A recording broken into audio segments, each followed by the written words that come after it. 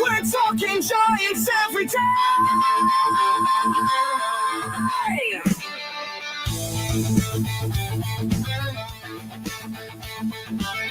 From McCovey Cove to the Oracle Park lights, Eric and Glenn keep the fire burning bright, fighting for the glory, no matter what it costs us, breaking down the moments from the wins to the losses.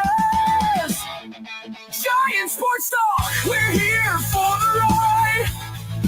Eric and Glenn with the fan base pride, talking dreams, will they contend? But we'll back the Giants till the very end.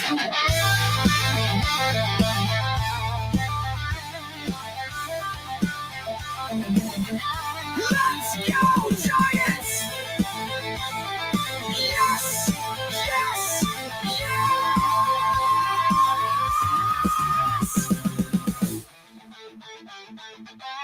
Oh! Eric and Glenn breaking it down, all Giants all the time.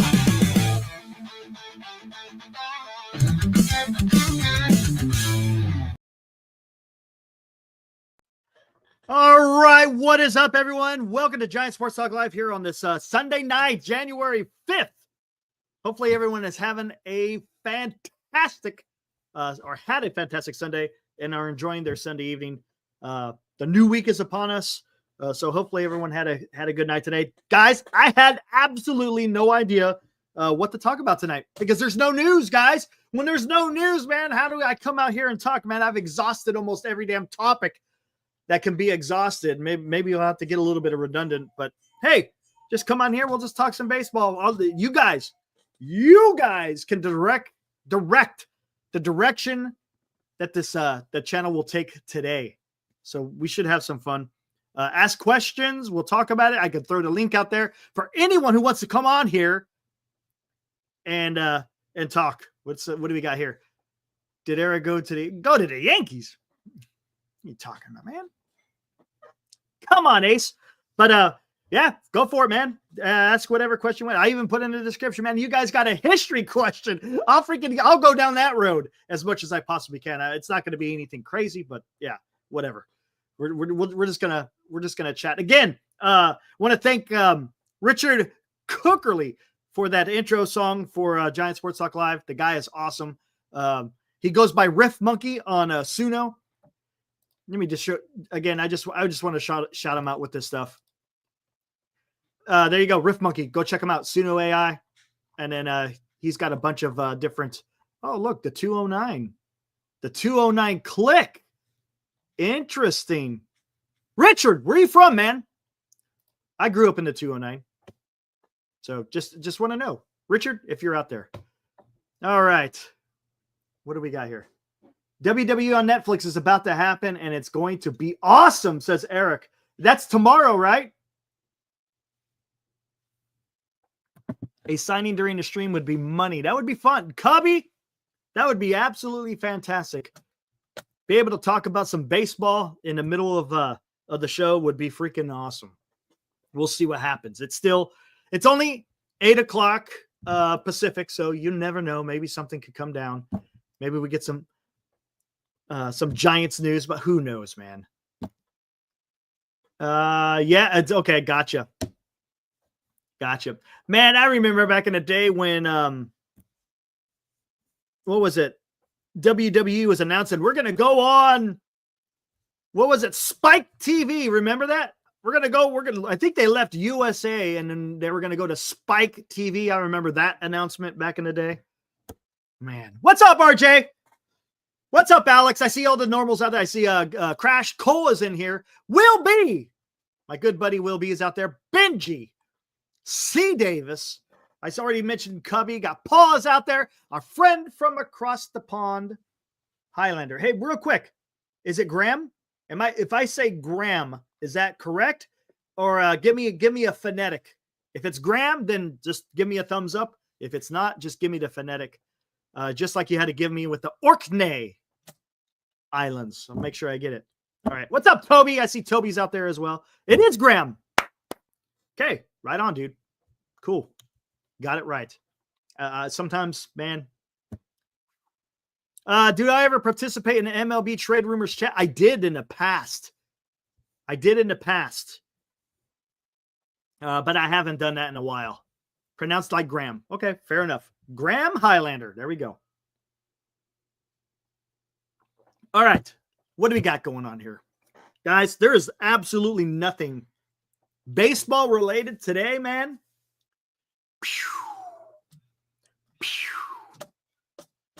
Oh, a matter of fact, it's funny. You're talking about the Celt spelling, Will. When we visited Scotland, I picked up a book on the Pictish stones. Graham, I'm sure you know about the Pictish. Like they had stones or something that the Pictish, which was the religion back then before Christianity hit the island. It was Pictish. No, just a tiny bit about it. Not well versed in it. But anyways, there's my my Scottish history for today. All right, light the beam. Yeah, I've been seeing some text messages coming across. Looks like the Kings had won, but hey, this is baseball. Again, the Brythonic folks. Whew. Try to say that 10 times fast. But anyways, guys, anyone else hearing anything out there as far as baseball? Because I got my Twitter going, and I do some searching on the web, and there is just absolutely nothing. Dilly, what's up, man? Here we go. Pete, Flaherty, or Sasaki? Which one will it be, guys? All, some, or none? Unite the clans. Don't get me started, Will.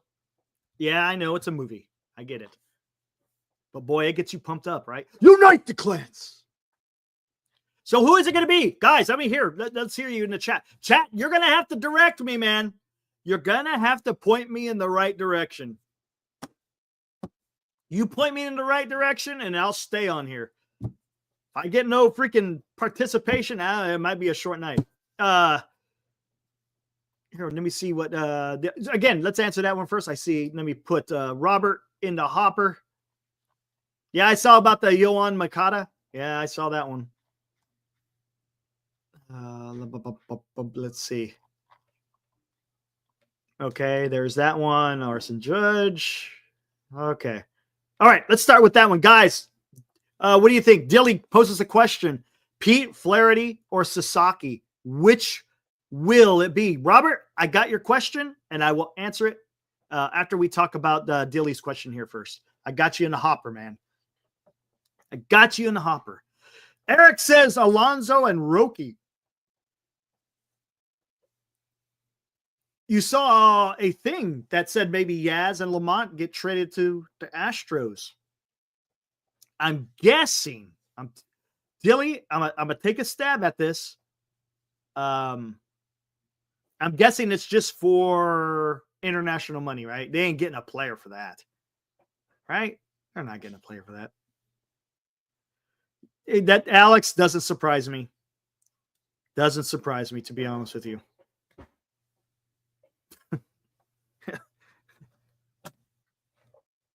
The Japanese Dodgers, man. That's what it's going to become. Hey, all the power to you, man. They got some great talent out there. Nothing wrong with this. Terrence says, Dilly, of these, it will be Flaherty. Taryn, are you okay? Talk to me, Taryn. Are you being sarcastic? Oh yeah, Dilly. Yeah, I'll throw out the link. Absolutely, I'll be throwing out the link here shortly.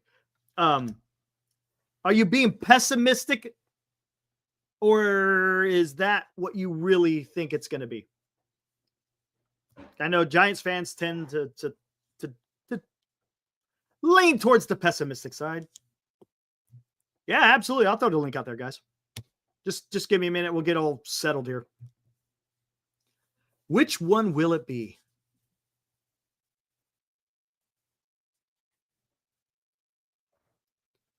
I'm going to say Sasaki, maybe Flaherty. There we go. That's my thought. I think that's what it is.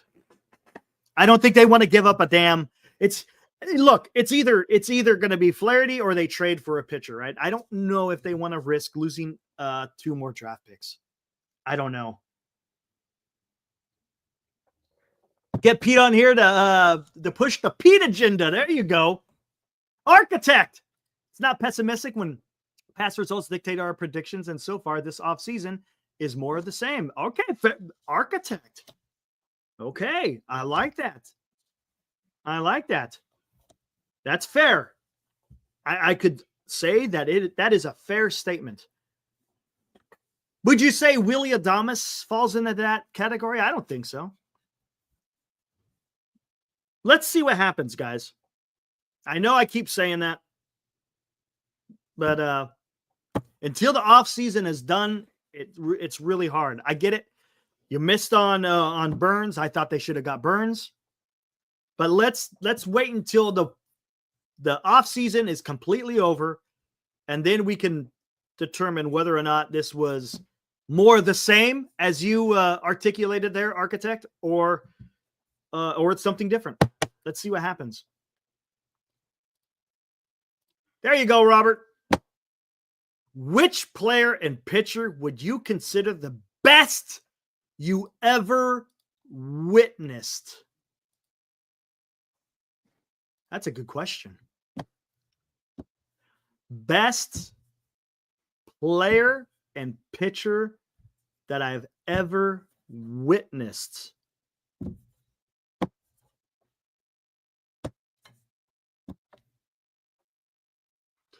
Are you talking about in person or on TV? Because that changes the that changes. Would you ask?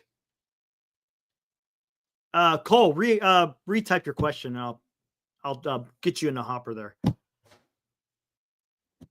Robert, are you talking about with my own eyes in person, or are you talking about on TV? Just so I can. It's a little bit different. Both. Oh, geez. In person, best pitcher I've ever seen. I got to see Roger Clemens throw in Oakland. That was special. Oh, that was special. Best player? With my own eyes? I'm going to have to say Ricky Henderson. Yep.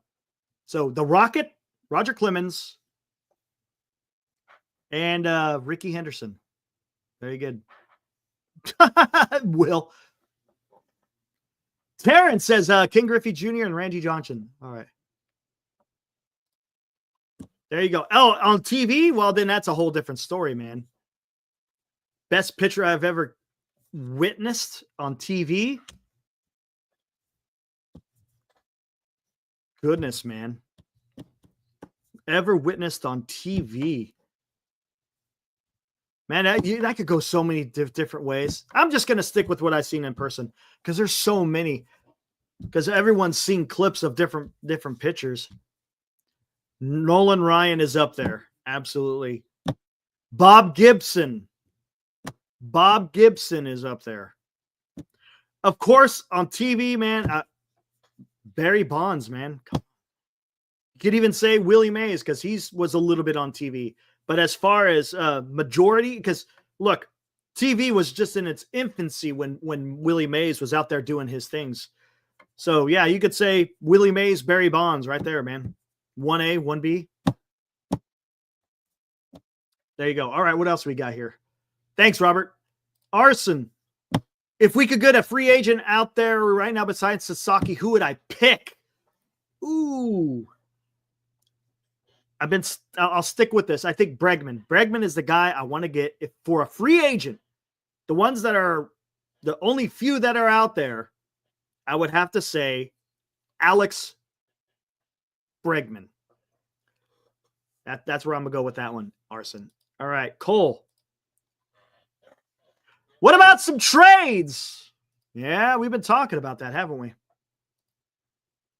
Who of our prospects would likely mostly get traded or could be packaged? Oh, Harrison, I think, is Yes, Bregman at second base. Cole, Bregman at second base. That is correct. I know it's a little bit weird. It's a little bit weird putting him in a new position, and there could be some growing pains. But that's the guy. I like him. I just like him as a ball player.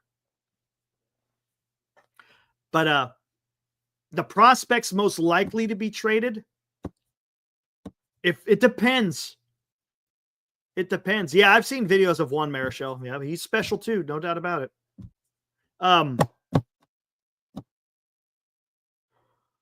Oh, come on, Alex. Come on, man. Did you like Piazza?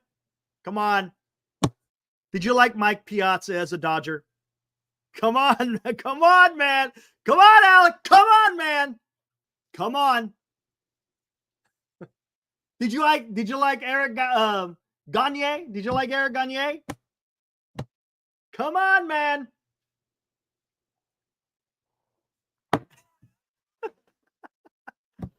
Oh my gosh. Anyways, just having fun. If the Giants are going to go big, I think Kyle Harrison is going to be at the top. If they're looking for some other guys that are not necessarily elite or very good, then, I mean, you got Schmidt, you got McRae, you got Luciano, you got Wisenhunt, maybe a guy. If you want to keep Harrison, maybe you trade Wisenhunt. Who else would they have out there that they could trade? I don't know if they would trade.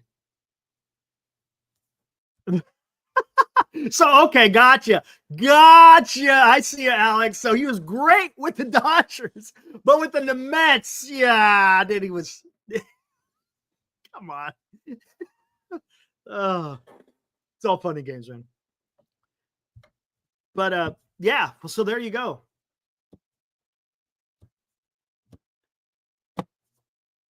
Yeah. Harrison, if they're going big, and then if they're not so much, I mean, the other guys could also be included with a Harrison as well. I'm not saying just Harrison by himself. You have to package someone together.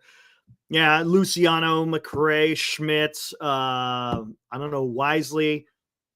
Again, Wisenhunt could be a guy. I don't think you trade Wisenhunt and Harrison. It's going to be one or the other. So, yeah, I think that those are the guys that I think that you're going to see getting moved.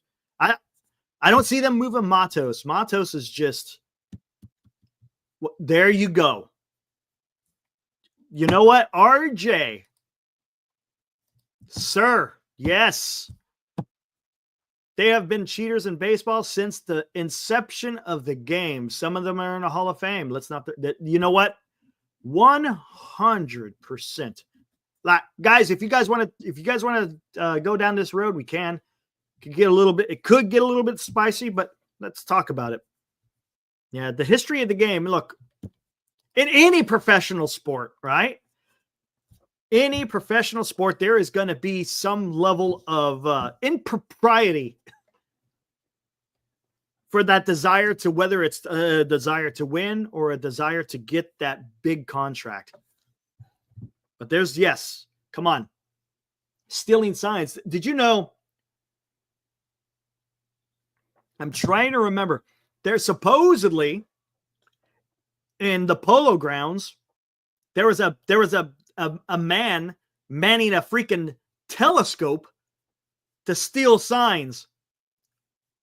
What's up, Johnny? Right? There was a guy with the supposedly, I can't remember what park it was. I read about it. Supposedly, there was a buzzer in the third base's coach's box that would buzz the third base coach to let him know what pitch is coming. I mean, there's so many different examples of cheating out there. How about a guy sitting on standing before they had pitch com, right? It wasn't that long ago. Guys sitting on second base stealing signs. Is that cheating? Would you look? And I understand people will say that's just being that's sportsman, right? That's just being a sportsman. You know, there's a fine line between the sportsman and stealing signs, right? I mean, or cheating. Do I consider stealing signs? No, I think it's part of the game, right? Is it cheating? Yeah, sorta, right? I mean, is it? Is it though? Is it though? Right, exactly. Is it really cheating to a certain extent? Maybe not. Maybe not. Okay, let me answer this. Well, let's see. I don't know, man. I hear you, man.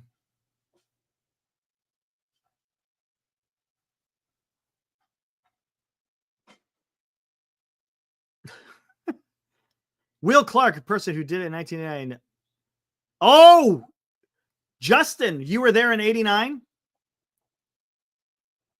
You were there when he hit that that single up the middle? You were there? That's freaking awesome, dude. Wow. Now that's a moment right there. Fuji, what's up, man? Fuji Simeon, number 13. What is up, man? Come on, Alex. How many years will it take the Giants to modestly rebuild their farm systems to mid-level rankings? And in the meantime, will the team have to rely on overpaying for free agents? You know, that's a great question, Fuji. You know why? Because I think it all depends on the situation, right? Every season is going to be a little bit different than the next sometimes.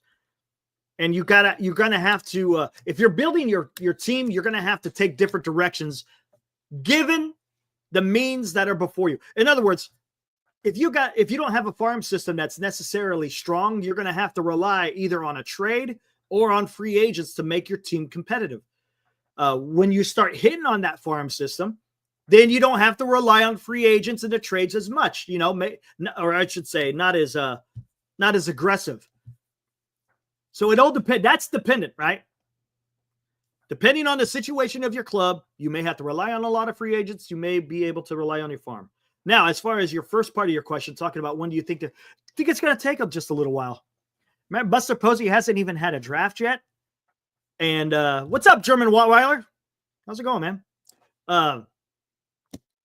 And this upcoming draft is going to be a little bit of a slim pickings because you're missing the 2nd and 5th pick because of signing Willie Adames. So you'll have your 1st, your 3rd, your 4th, and your 6th. And I can't remember how many rounds they go now. But so he's going to be a little bit handcuffed in this first draft. You're going to have to give him a few years. I'm guessing 3 years. Let's say 3 years for them to probably get back up to where they and again, and it all depends on the draft class. Sometimes in one draft, you may be able to improve it significantly. You just don't know. Some of these guys may pan out, and some of these guys may just fall by the wayside. So that's kind of hard. But let's see what Buster Posey is going to be able to do starting this. What is it? This upcoming July. In baseball, you could trade down and acquire more picks. Yeah. Oh no, I don't think you can. No, your picks are dependent on where you finish in the season, and then of course you have the lottery for the first round. For the first round, there's a damn lottery.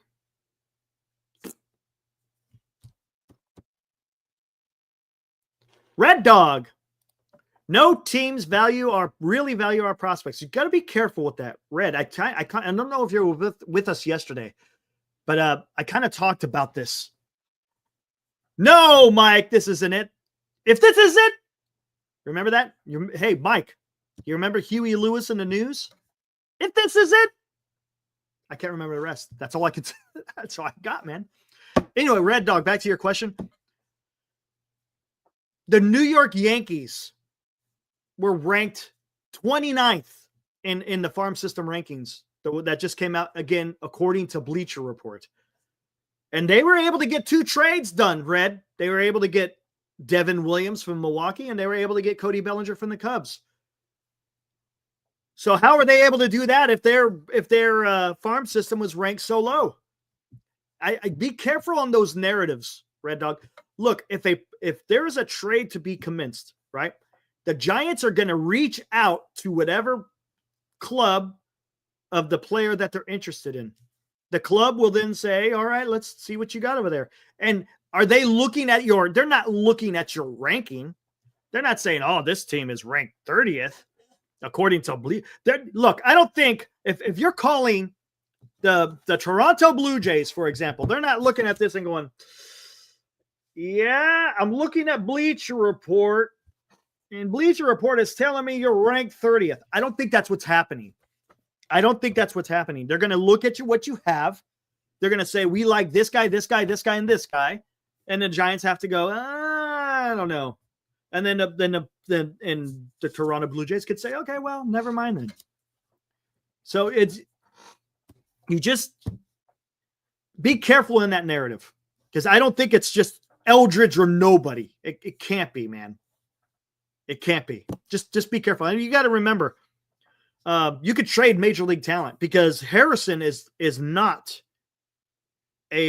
considered a prospect anymore. He's on the 40. Yeah, I gave it the razor, Jim. I had to, man. It's killing me. Killing me, I tell you. But again, Red Dog, don't panic. Let's see what happens. Maybe something does, maybe something doesn't.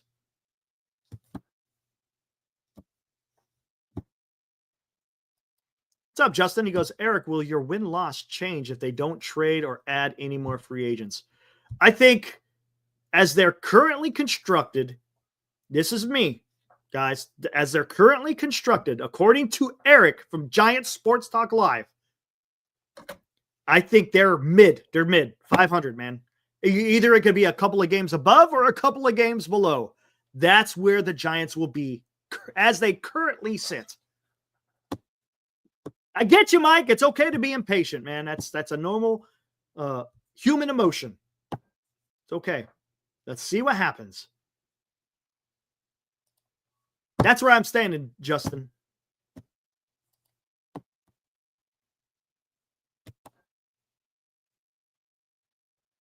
Yeah, we're always out on the bets, Soto, while the rest always, yeah. Well, the bets, that one was, I don't know how the Dodgers were able to get that trade through. Man, they really pulled one over on the damn Boston Red Sox. Big time, dude. So, hey, you guys, look, it takes two, right? Red Dog, it takes two teams to get a trade done. And if the team is playing hardball, so to speak, like that pun, then it could be a little bit more difficult. If a team is more willing to move off said player for, without a fight, well, then you could reap the benefits. It all depends, man. It all depends. And look, I'm not talking like I'm in the know. I'm just thinking. I'm just thinking. That's all I'm doing. I could be totally off. Yeah, Benji. Oh, it is. Red Dog, no, I agree with you. It is frustrating. As a Giants fan, it's been frustrating, man. Benji comes in. Bets trade equals 2 World Series championships. Thank you, Red Sox. Senior chimes right back within that same minute. 1.5, Benji. Alex, yes, that is correct. Dodgers do know how to trade. I agree with you. Frustrating, yep. Frustrating. Cole wants me to answer another question. All right, keep them coming, man. Can you answer this one? What would the Giants need to get a second baseman as insurance for Fitz? I say they should sign a Polanco or a Rogers for a 1-year deal if he ever reports his CFA. Nah, if you need a backup, if you're not going to trade him, you have Casey Schmidt, man. I don't think you should go and have to either sign a free agent or make a trade for somebody that you already have in-house that, would be somewhat similar, right? Cole, I think I would run with Casey Schmidt. If you're not trading him, then maybe put him on your bench as your as a backup infielder.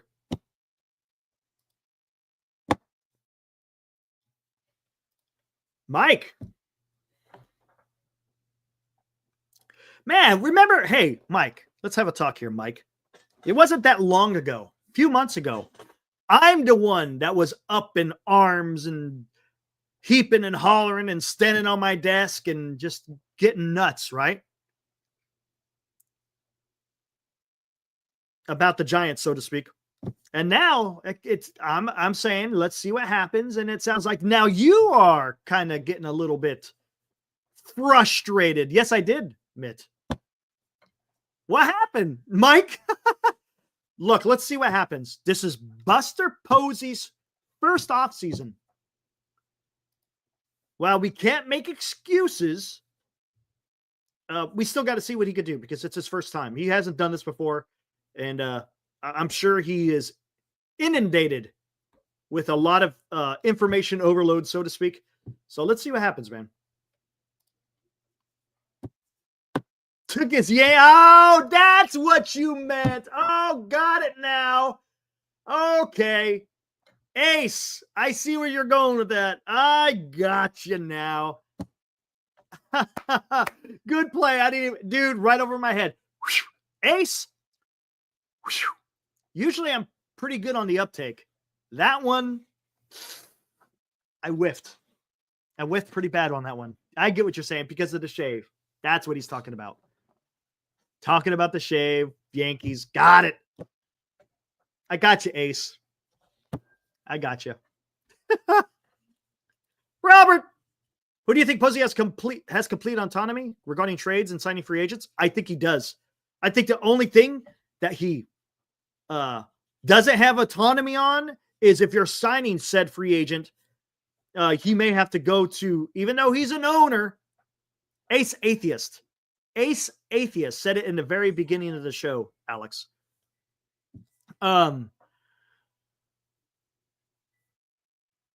Even though he's an owner, I think he's going to have to go to Greg Johnson, depending on who that free agent is. So as far as, is it complete autonomy? How about we say it's almost complete autonomy when it comes to trades and free agents.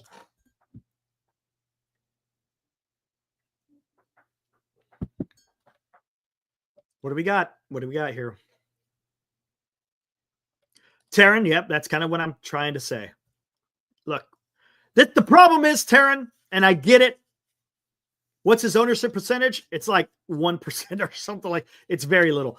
Greg Johnson has, I think, 29, right? Isn't that where it is? Somewhere around 29, 31% in that range. But yeah, Posey's got minuscule amount. But Taryn, that's what I've been trying to say is you got to give this guy some breathing room, so to speak. And but what makes it so bad, guys, and this is what's going to happen. Anytime there is a change in the front office, right? If there's a change in the front office, unless the guy is retiring or if he met an untimely demise, if a president of baseball operations or a GM, if that person is being replaced, usually that's a sign that things ain't going so well. So the person who is stepping into the breach, so to speak, is going to be at a disadvantage. Even if the guy is a well-experienced GM, usually you're coming into a situation that is not ideal. So you got to give that guy some time. Now, you got to give Buster Posey a little bit more for the simple fact that he's never done this before. So let's again, we got to, while I was harping on Farhan, there's a reason why, because he was doing it for years. He was a GM with the Dodgers. His first couple of years as president of baseball operations, they were okay. 2019, kind of a rebuild. 2020 was COVID. 2021 was magical. And then from 2022 to 2024, it was pretty shitty. Not shitty as in like Chicago White Sox shitty, but shitty nonetheless as far as what the expectations that the San Francisco Giants, I think, set for themselves, especially being a big market team. So again, let's see what happens, man. Fuji, sir. Yes, I don't want to rush him either. At the same time, if he's out there and he's tearing it up, yeah, well, maybe hey, I would love to see Eldridge make it tough for the Giants to make that decision. Right? Ooh, hey, you know what? Let me throw the link out there. Greg, if you want to come in, you're more than happy to. More than happy to. Hopefully your back is feeling better, Greg, because I know you said you had thrown it out. Framber, Castillo, or Alcantara? Ooh, dude. Carter, what's up? I think I would agree with you, Carter. Alcantara. In order, Alcantara, Castillo, Framber.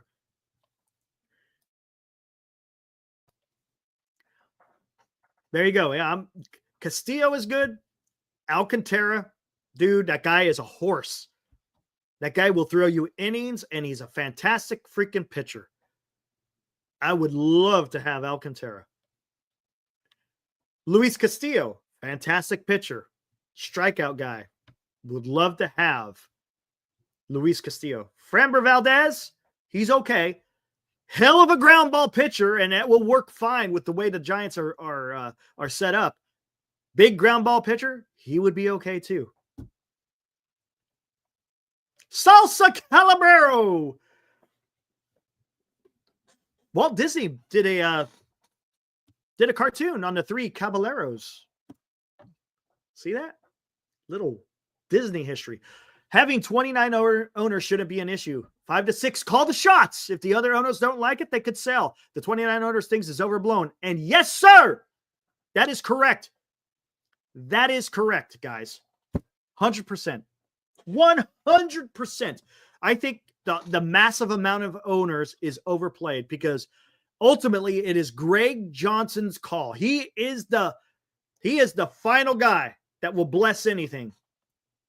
If he says it goes, it goes. If he says it doesn't, it doesn't. Period. He is the guy with the power. If someone else gets more percentage of the club, well, then that person becomes the guy in charge.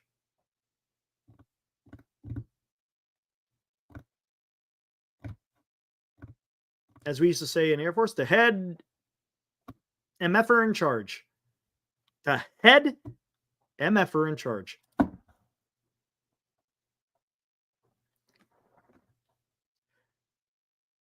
All right, what else we got here? Oh, real quick, Fuji, back to Eldridge. Yeah, again, I want to see him. I want to see him be a finished product before he comes up to the major leagues. Ideally, that's what I would love to see. Now, Fuji, well, you know what can happen. You know, if someone gets hurt or whatever, you know, he might get called up a little bit early.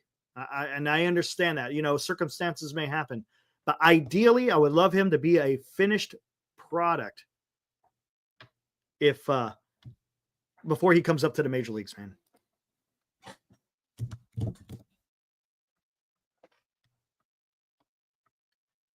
Yes, he did. Guys, go check out Skaters on Baseball. They had a fantastic guest. What was his first name? Was it? Gosh, I know it was Trujillo. I can't remember what his first name was, Skaters, off the top of my head. But yes, guy is a big Giants fan, and he's a famous skateboarder. For those of you guys who are skaters out there, go check out Skaters on Baseball.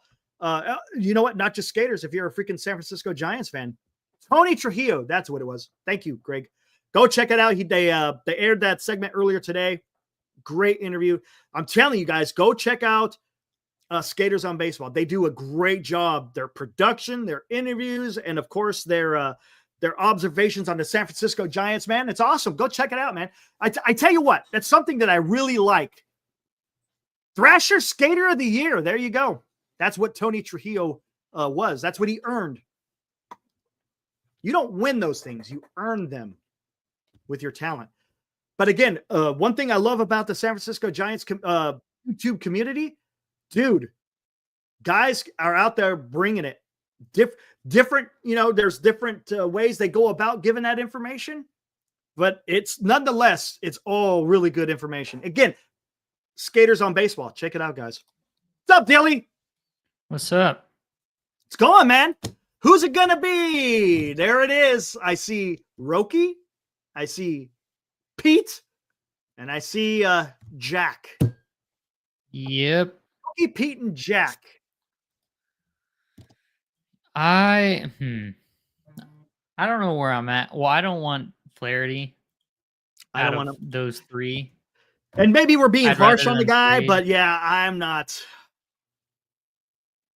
I don't think he'd be bad. I just don't like. I'd prefer to not sign him. Like, Gotcha.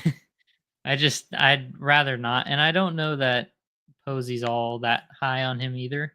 He may not be. So, Hey, keep talking. I'm just but going to turn off the camera. And then Mike, just real quick, I'm going to take off the sweater. all good.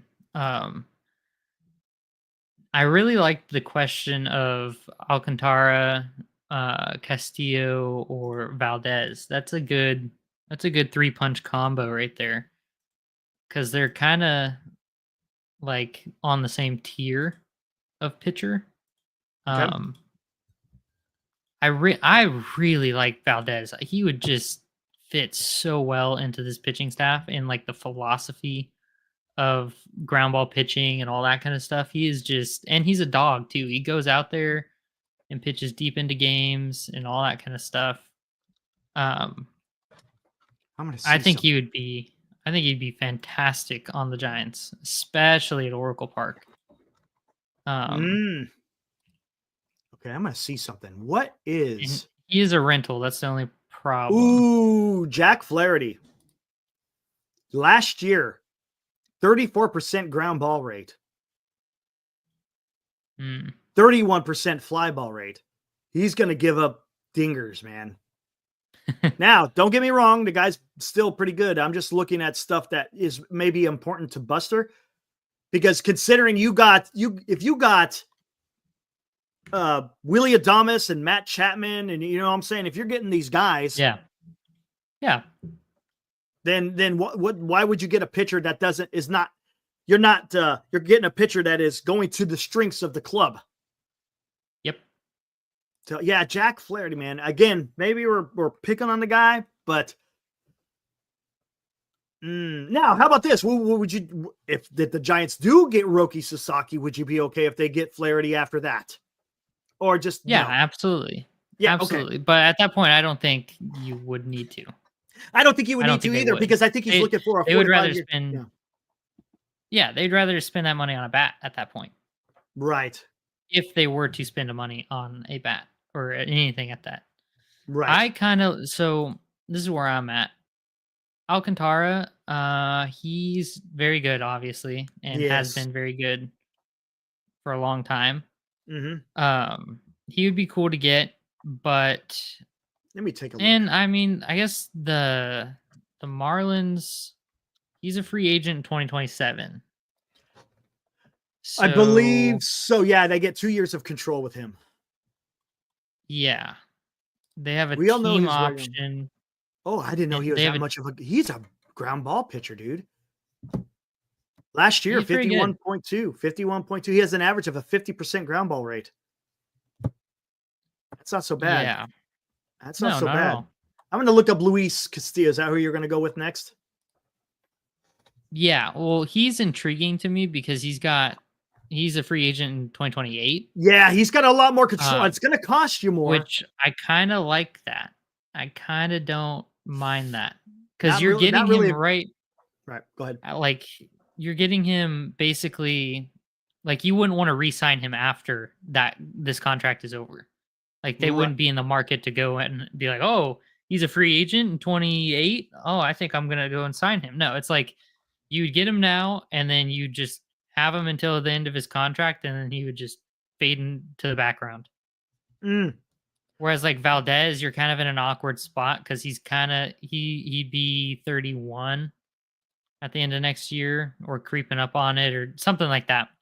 Right. And so that's kind of like in that semi gray area of, well, we don't want to sign you to a long deal, but like you're still good, but it's like it's a little bit more weird. Right. Alcantara is younger though. He'd be good to sign and extend or trade for and extend. Now there is something very interesting here, and I don't know what is there any Seattle Mariners fans in the chat? Is there anyone that understands kind of the history of Luis Castillo? Because look at his ground ball percentage. Yeah, last year was 39.6, a little bit. Then year before that was 38.9. But before that, he was in the mid 40s up into the mid 50s. Did he change a pitch? Is he not throwing a certain pitch that he used to throw? That's a little bit weird, man. I don't like to see that ground ball rate flatten or actually dip like it has. So is he doing something different? I don't know. That could just be a change of scenery. Maybe. Because if you look at when he was in Cincinnati versus when he was in... Right. Oh, you know what it might be? In Cincinnati, he's worried about that damn long ball. Probably. So maybe he's more pitching to contact. In Seattle, wait, let's see his strikeout rates. Did his strikeout rate change at all? K rate. No. No, it's always kind of been spotty. Yeah, it's been like, spotty. So I don't know, consistent. man. That's weird. That's a little bit weird. Yeah, I have no idea. I hope that's not attributing to like just running out of bullets or getting old. Right. Because he's not old. No, I mean, he's not. He's not 25, but he's not like 38. Right. I don't know. That stuff like that's weird. It's hard to get a read on. It could just be change of scenery, like I was saying. Like, and if you look at it, that's from him going to in 2023. That was the most innings he's ever pitched, 197. Prior to that was 190, and maybe something like that could affect. I don't know. Yeah, I don't know. That's a good question. That's interesting. I don't know. Again, is that something? Now, Framber Valdez. Now that guy. Yeah, I really like him a that lot. guy is a ground ball pitcher. That dude's in like the 50s or something like that. I would happily trade for him. Happily. And that's a great question. And that's the thing. I think Alcantara you could get cheaper than you can Castillo, even though Alcantara arguably is probably a better pitcher. But because of his injury, and he only has 2 years of control compared to Luis, who is not injured and has 3 years of control. So I think, that the price on Castillo is probably going to be more than Alcantara. Yeah, I don't know. I think I would I would prefer Alcantara. He's younger. I prefer Alcantara. Yes. I think he's at this point right now a little bit better of a pitcher.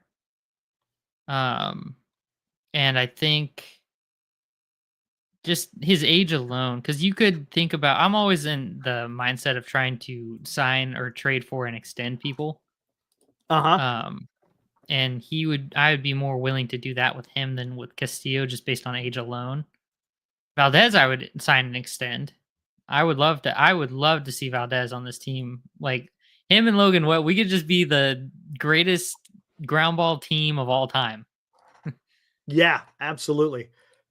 And I'm looking at the chat as I'm listening to you, and this is a little bit interesting. Yeah, there it is, Toby. You got it.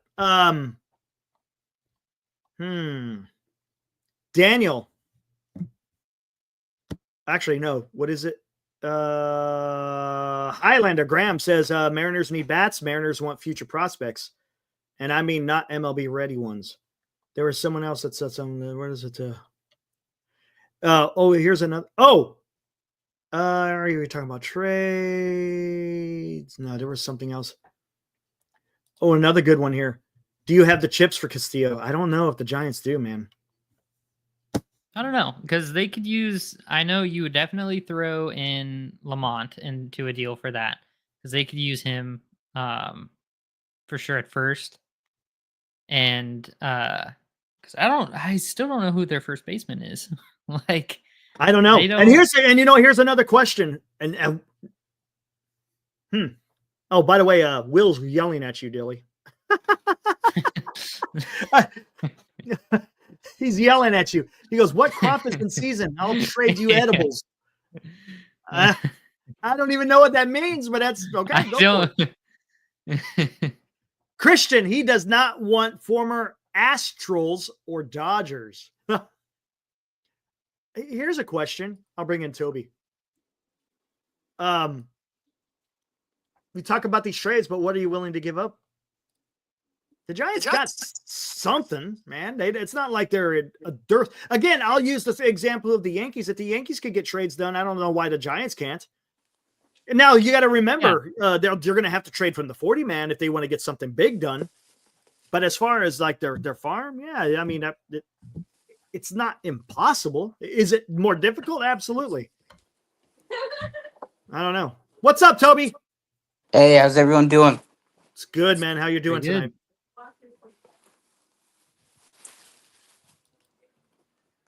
You good, Toby? Yeah, sorry. All right, no worries, no worries. What you got, man? How's your Sunday going? What do you think? We're talking trades. Do you think the Giants got the pieces to do the trades, or you think it's just a mute point as far as trading? I think we just need to see how the Roki thing plays out first before we trade. I think that's probably the biggest thing is what's holding Buster back, because I think we really are a player for Roki. Like, contrary to popular belief, like I think we really are a strong player for Roki. I think, well, that's what they're saying, right? That's what they're saying. Ooh, what is this? Hold on. I just saw something come through. MLB trade rumors. I'm not going to even get into that. That's nothing big. But I think you might be right, man. I think, who do I want us to target? Roki Sasaki. That is the eye on the prize right there. Roki Sasaki, man. I know a lot of people think we're not going to get him. I understand. Come on, guys. Have some faith, man. Come on. Why? Why wouldn't he come to the San Francisco? You guys are getting me going, man. You're getting me going. I feel the come on man's coming. Why couldn't they get Sasaki? Why? And I don't want to hear because the Giants aren't winning. I don't want to hear that. I want a better reason. Why would Roki Sasaki not come to the San Francisco Giants and not use the excuse because the Giants aren't winning? Come on.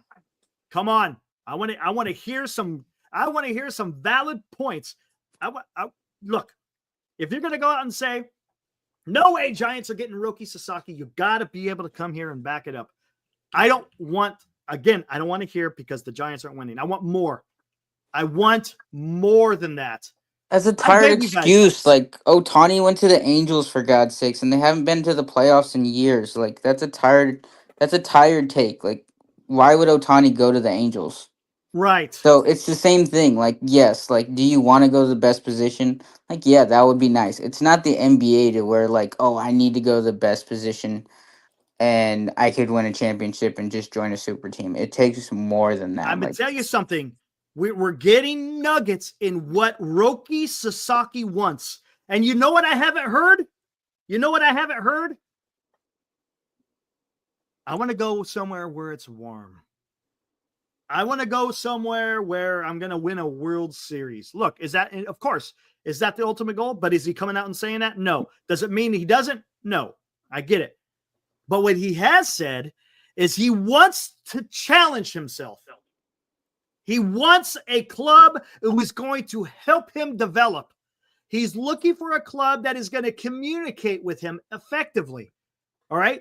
This kid is he's thinking this through, man. He's looking at some other things that don't necessarily add up to, I just want to go on a winning team. He wants to look, a team can change around drastically. Look at what the Kansas City Royals did.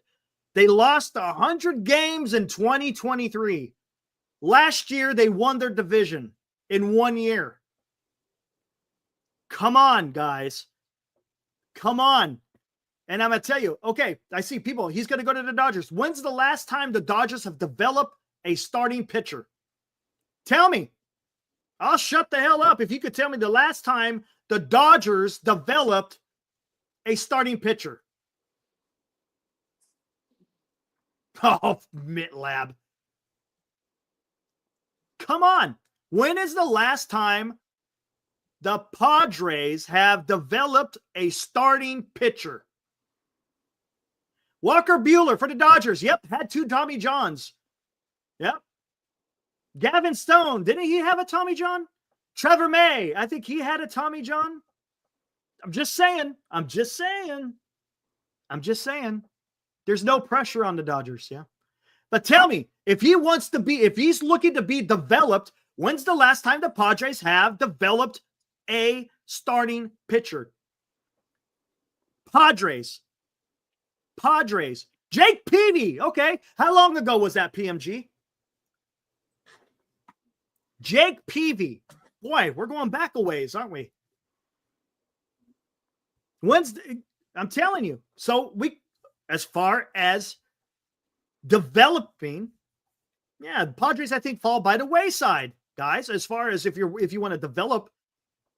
Dodgers, okay, yes, they've drafted some pitchers, but have they developed them? And from what I've read, the Padres aren't feeling as hot about him coming there.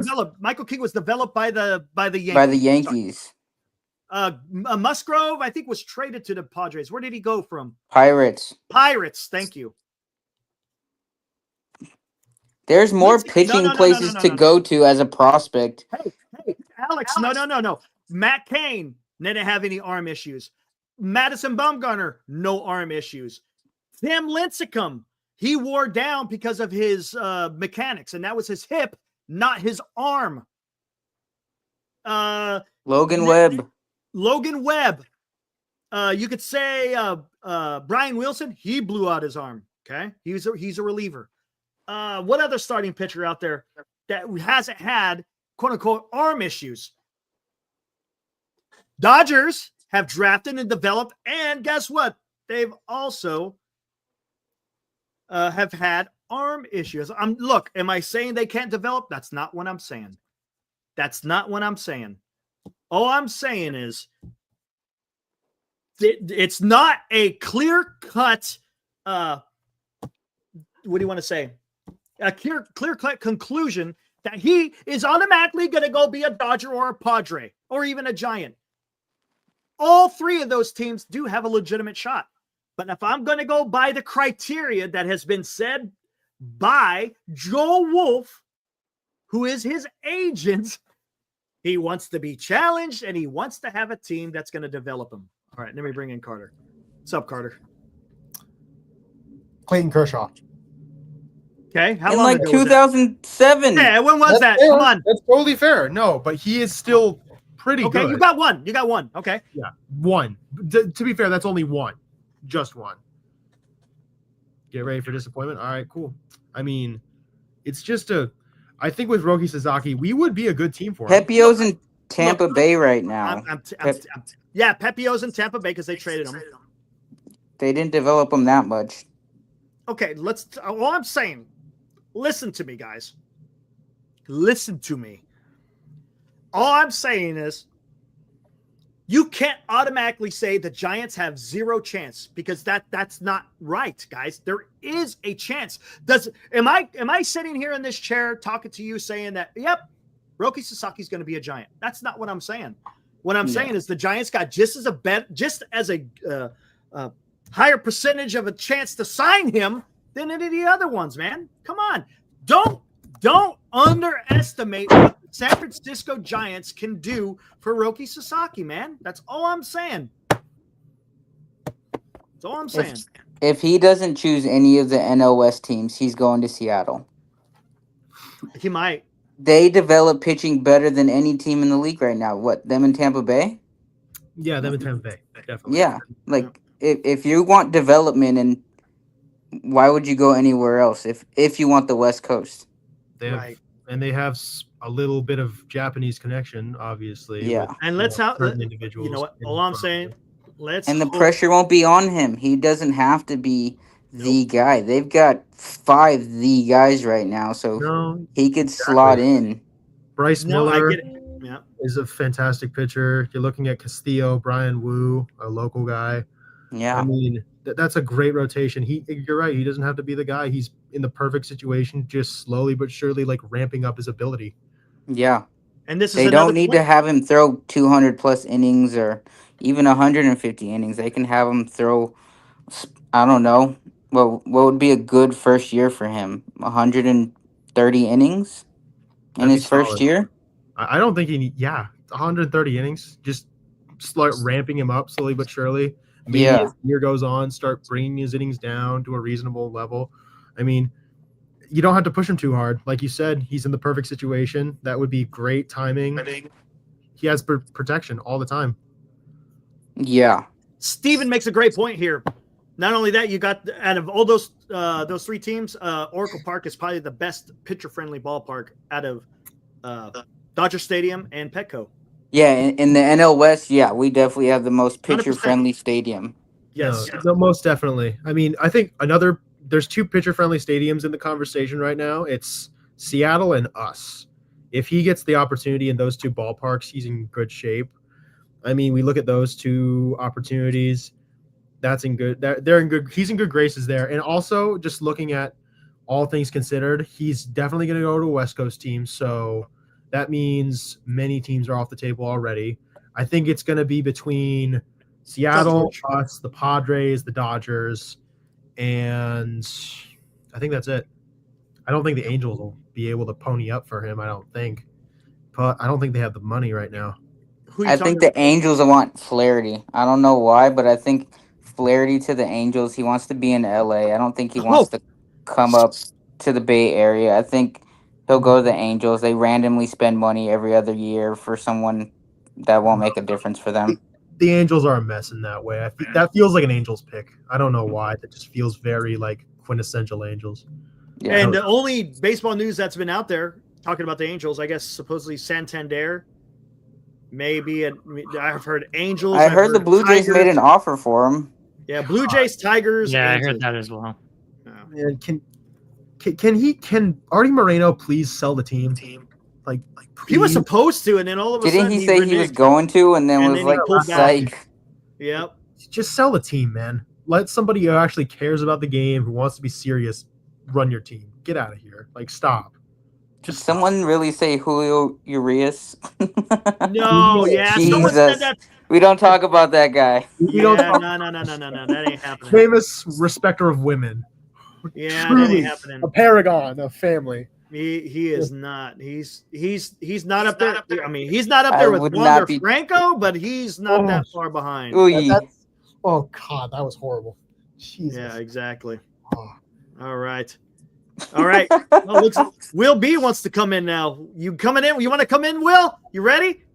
Thank you, Niner Empire. Just give me a thumbs up. Just give me a thumbs up when you're ready to go, man. I feel like I'm going to get it right now for some reason. Oh shit! I don't know what I've done. All right, here. Let's bring in Will. What's up, Will? Dilly, you son of a bitch! You owe me fucking asparagus, asshole, and garlic too. What have I done? Asparagus and garlic. Yeah, you gotta grow it, man. I thought you were a farmer. Yeah. But so you're in Salinas. You grow. No. He's in Modesto. Dude, nut well, trees. even fucking then. Hey, by the way, my fellow Asian Carter, props, brother. Hey, but by the way, fuck you, Dilly. You need to grow me some damn asparagus. I want some fucking garlic. I want some mushrooms too, man. That's that's coastal stuff. He's cozy, dude. He's all about the almonds, man. Yeah. Well, what the fuck are you doing then? You belong in fucking Vallejo and shit. What are you doing in Salinas? I'm not in Salinas. He's not in Salinas. Oh shit! I thought you were. Oh man, I'm all fucked up. Okay, I apologize. Oh my god! Will has just went off the rails, man. Went off the fucking rails, man. It's all bueno. How's everybody doing tonight? Carter, good to see you, man. Haven't seen you in a while. My fellow Asian brethren. Yeah, a lot of college, man. How's Santa Cruz treating you, Carter? It's doing well. Things are coming along. A lot of work. Got starting new classes tomorrow. That's great. Oh shit! Right on, man. What are you majoring in, dude? Political science. A lot of work. No shit. Yep. There we go. Okay, I dig it. All right, Will, talk to me here. What do you think? Do you think Roki is definitely not coming or has a chance? No, I think Roki's going to fucking Dodgers, dude. You think so, huh? Yeah. Why do you think Dodgers? Well, I mean, to begin with, being a part Japanese dude, that's where a lot of the population is right now, and it's That's only fair. a 9-hour flight over there to Okay. Tokyo. Okay, for that question specifically, then why doesn't he just stay in Japan? Well, I mean, there's not enough money. But then again, No, though, he could wait though. He could wait 2 years. Why hold would he on, go but now? but here's the other thing. So I was thinking about this the other day. So I was talking to my old man, and my old man was like, "Well, how come Roki didn't sign with anybody yet?" And I said, "Why would you? Have you seen what they do for their star players in Japan?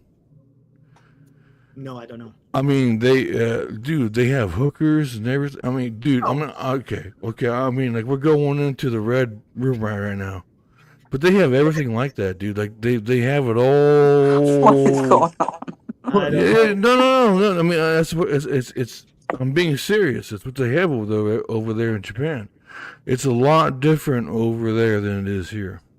They really treat their stars well over. They very much do, Carter. Yes, sir. Okay. Now, with that being said, that's what I'm gonna say is he could stay in Japan for 2 years and then come to the United States when he could get that big paycheck. So what would be why would he want to come here if he wants to be comfortable in a quote unquote Asian market, which I understand you want comfortability, but he's coming here to sign with the team for 6 years, right?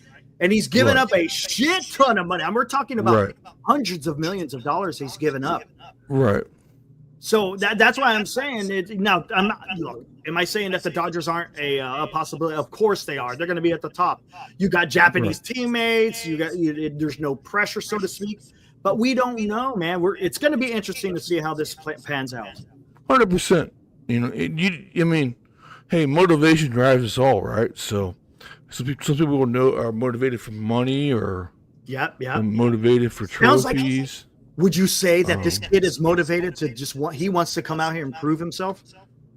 I think so. So you know what was interesting. So I don't know if you guys know this or not, but they were playing the WBC this last week before the New Year, and you could kind of see it in this guy's eyes. He's a competitor, dude. Like he wants to go to a team and compete. Now, if that means the Dodgers or Padres or Giants, you know, that remains to be seen. Mm-hmm. But don't forget, there's another player out there on a Japanese team, Shinosuke. He's just as good. He's just as good. Is he now? I know he's not on the market though, is he? I don't think he's been posted. No, he's not on the market yet, but he will be. Gotcha. Is he too young? I don't think. Or is he just not? Or is he just wants to stay? I don't. Again, like I'm bullshit with the particulars when it comes to baseball. I'll be the first to admit that. But yeah, Shinosuke is he's pretty good. So he actually relieved Roki in the WBC. In the WBC. Yep. Interesting. Okay. I mean, again, this Roki stuff is going to get hot and heavy here real soon. I mean, look, this is already January 5th. The 15th is when he could start making decisions. Supposedly, his agent has come out and said they ain't going to make a decision until after the 20th, which is kind of smart. Because all the inauguration and everything, that might take up too much of the quote unquote airtime for him to get. The inauguration. Yeah, for him to lose a little bit of the publicity. So they're probably gonna wait. There's probably gonna be a couple of days after. There is something to mention here. Sorry, no, actually, never mind. Go ahead. I'm trying to make sure. No, go for it. I'm going to confirm something before I say something right now because I'm trying to find something. Shinosuke? No, it's about Sasaki and the Dodgers. Give me a second. Oh, okay. Anyways, it's going to be interesting to see how this plays out with this whole Sasaki stuff. Again, I'm not, Dilly, I really haven't got your thoughts on the Roki Sasaki. I mean, is it a foregone conclusion that he's going to be a freaking Dodger or a Padre, or do you think there's still some competition for other teams? No, I think it's as good of a chance as any for the Giants to sign him. Mm-hmm. Hey, Carter, do I you do have think- earbuds or something? I think we're getting reverb. Oh shit! I'm not. It might be me. Hold on a second. Hold on. No, I don't think it. No, because it was doing it. I before think you it's the came in. laptop. It's the lap. It was your My laptop or I Is it think me? Yeah, I 'cause think I can it's hear I can hear the bleed through. This guy. try now? Now? That's better. Well, no, Yeah. I still hear myself. well. Yeah, What? see, I'm hearing myself. Chad, is it me? Doing Hold on, let me that? do something. I'm going to do something real quick. All right, test 1, 2, 3. How do you guys sound? See, I think it's Will. it's you. It's no, I don't think it is It's because me. I just Yeah, it's me. No, yeah, I yeah. think it's Hold on. Will. Yeah, it's me. Hold on one second. is it. All right, cool deal. While he gets that fixed up, then we'll go. But I thought maybe the I think laptop you're good. sitting on your Oh, we lap good? might have Am been I like. good? Or going back and forth. Yeah, you're good. Yeah, you're good. You're good. Cool. You're good. It was Will. Sorry about that, Carter. Yep. No, we're good. But back to the point of Yeah, I think that the Padres I could see being a thing, and the Giants obviously it's between the Dodgers, Giants, and Padres in my opinion. I don't think that there's any other team that really is like dark horsing it. Of those three, I don't know that the Giants would be considered a dark horse. I know that the media makes the Dodgers seem like the favorite, Of course. and that could just be misleading. I don't know. I don't know if there's any merit behind that because it's obviously all behind closed doors. But I definitely think the Giants have a significant chance in signing him. Now, don't get me wrong. I'm not anticipating it. I'm not expecting it. I'm not like getting my hopes up for it because you're just setting yourself up for failure at that point. I think that the Padres might be a sneaky, not like the sneakiest of the three. Right. Okay. That's fair.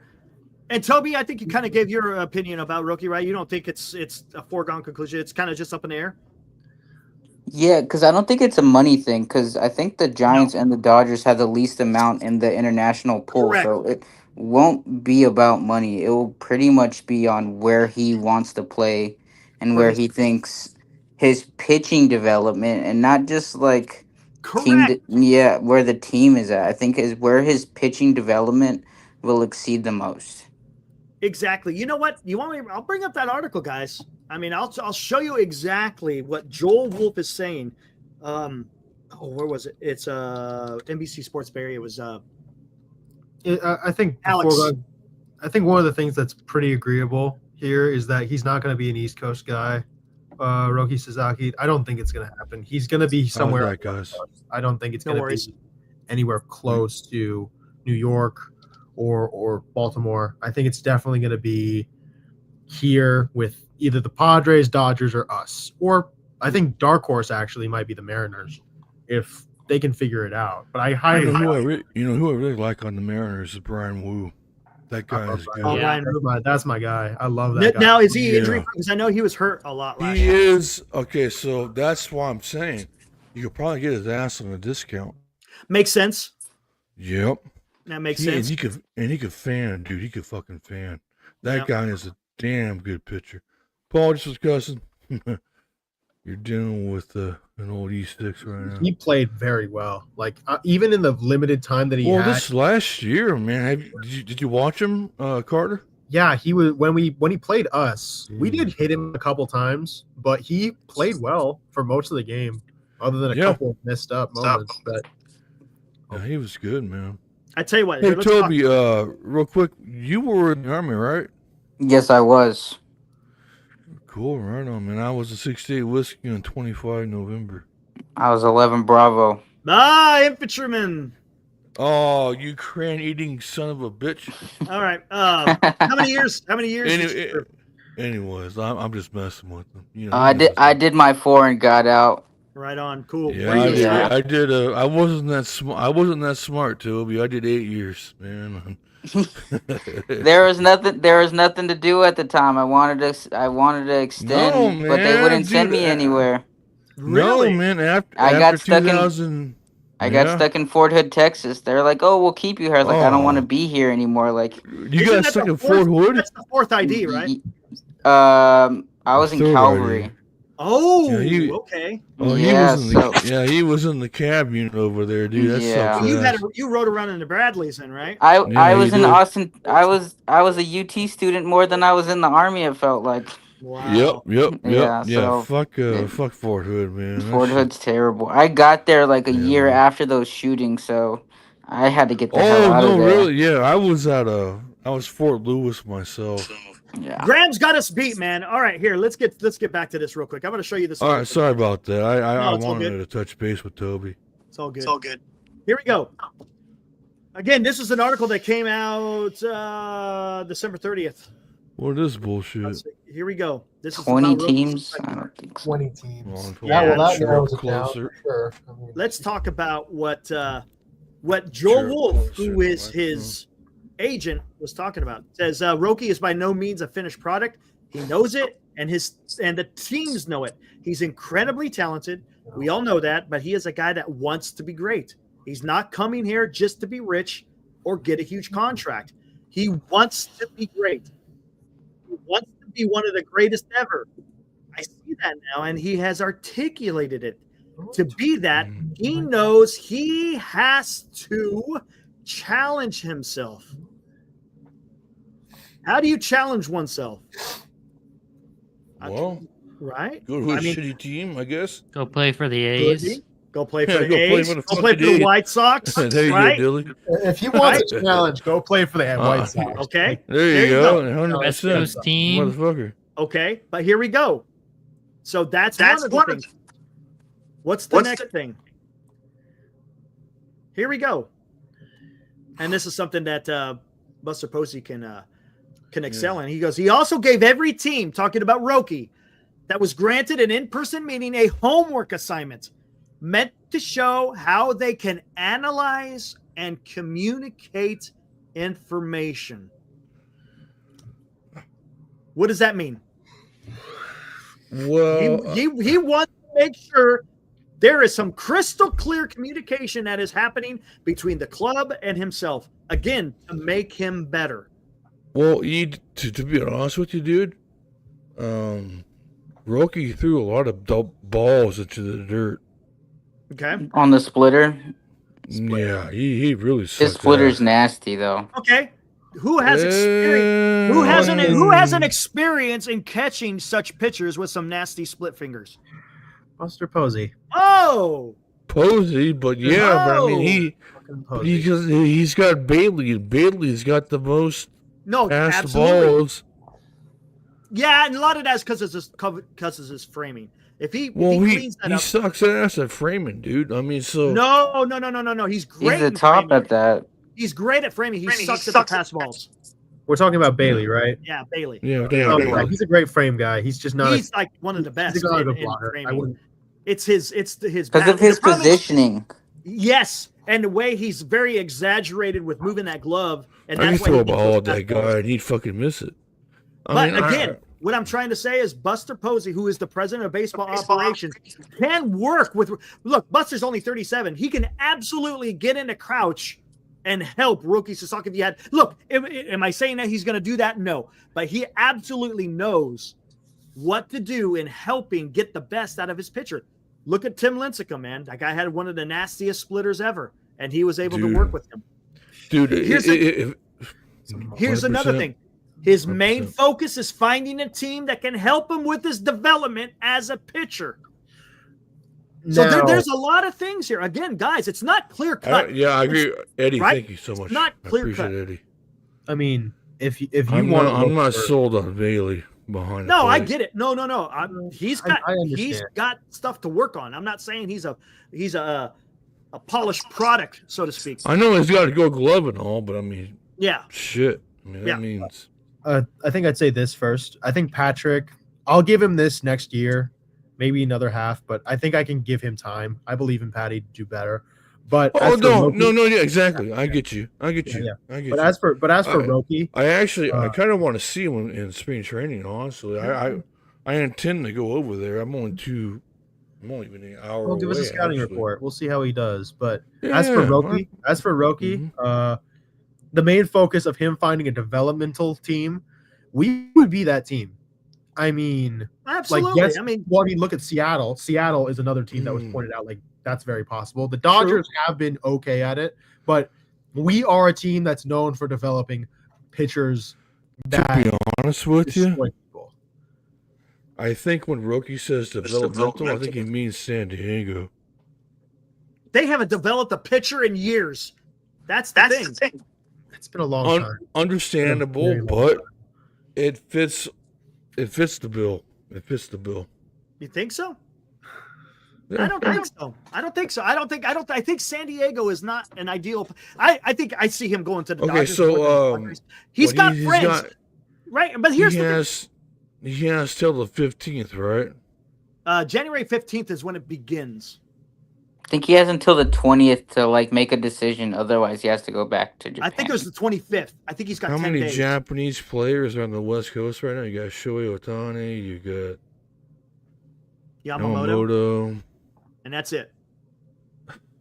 On the East Coast, you got Darvish. Senga. In the Midwest, you got You Darvish, yes. Oh, Yu Darvish, is my a bad. great pitcher. Darvish as well, yeah. and then Imanaga in Chicago, Senga and Ford. Shurinaga, you got Kodai Yoshida. Senga, for Boston. Yoshida in Boston. Forgot about him.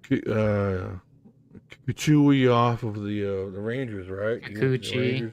Kikuchi on now. Forgot Kikuchi. about him. He's now back on Angels. the West Coast. Yeah. Yeah, back with the Angels. I mean, Seiya One is, Suzuki. you Forgot know, about Seiya just- Suzuki. Also, in Just Chicago. speaking from Japanese experience, they kind of want to be close to home. So it's only 9 hours away from here to Tokyo. Mhm. So it's a quick flight. I mean, I honestly, I said this months ago. If he didn't end up on the Dodgers, I would be very shocked. Atlanta. Huh. now that That could be a actually, sleeper. That could be. That's an actual dark horse. I That think is a that's legitimate I team think that that's a dark could get him. horse. I mean, That's 100% Dylan. international Dylan. prospects, international prospect development, history of pitching, and a really good Yep. rotation right now. You Yep. have Sale, Schwellenbach, You don't need to say Snyder anything as else. well. You I'll have tell you what. Acuna, I'd rather I him mean, go to motherfucker, Atlanta dude, than you- anywhere you- else Yep. than the that Giants. would be a If- perfect I- team, and he'd have most of all he'd have run think support.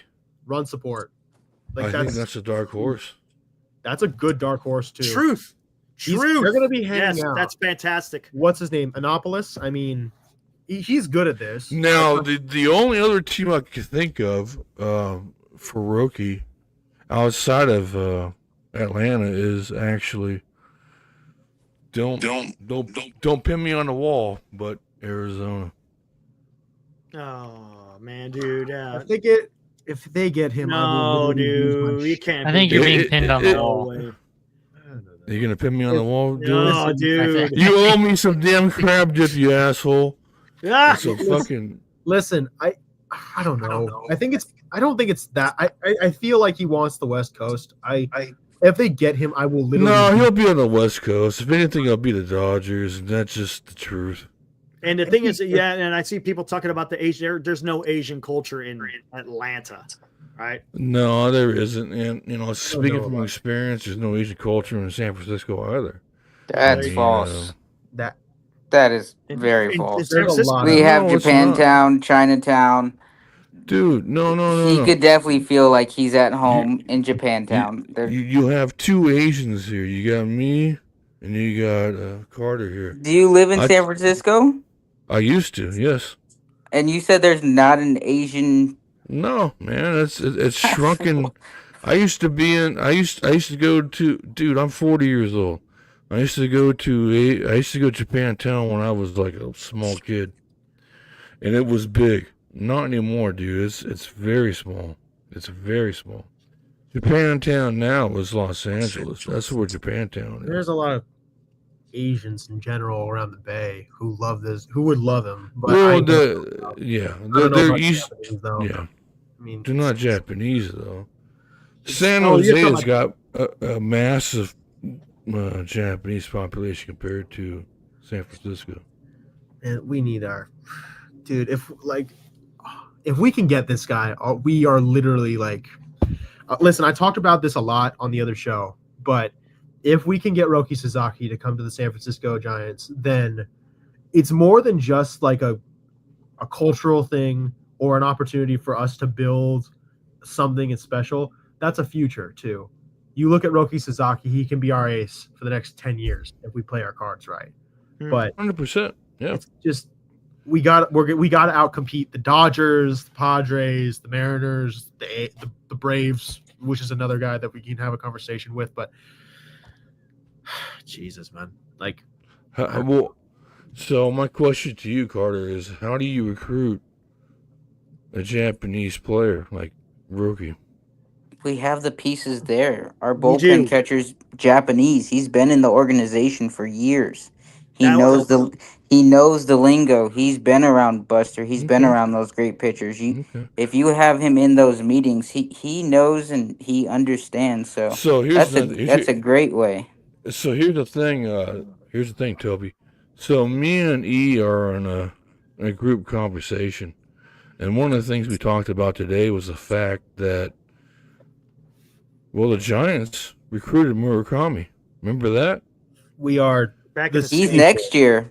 No. Talking about the first Japanese. No, player. the Oh, first the first Japanese. player. Oh yeah, Yeah, in the pitcher. 47. Right, Yeah, yeah. he was the So very first. you can use You that can to say, bolster. hey, I mean, like, we are literally the reason why Japanese players are playing in baseball. 100%. Fucking A, Yeah. Carter. Goddamn, fucking knuckles, dude. I mean, shit. There you I go. mean, not only that, but I mean, it wasn't just Japanese players, but the San Francisco Giants have been on the cutting edge of diversity, and I kind of hate to say that word. I said that in my text message too, but they've been on the cutting edge of all that for Very long time.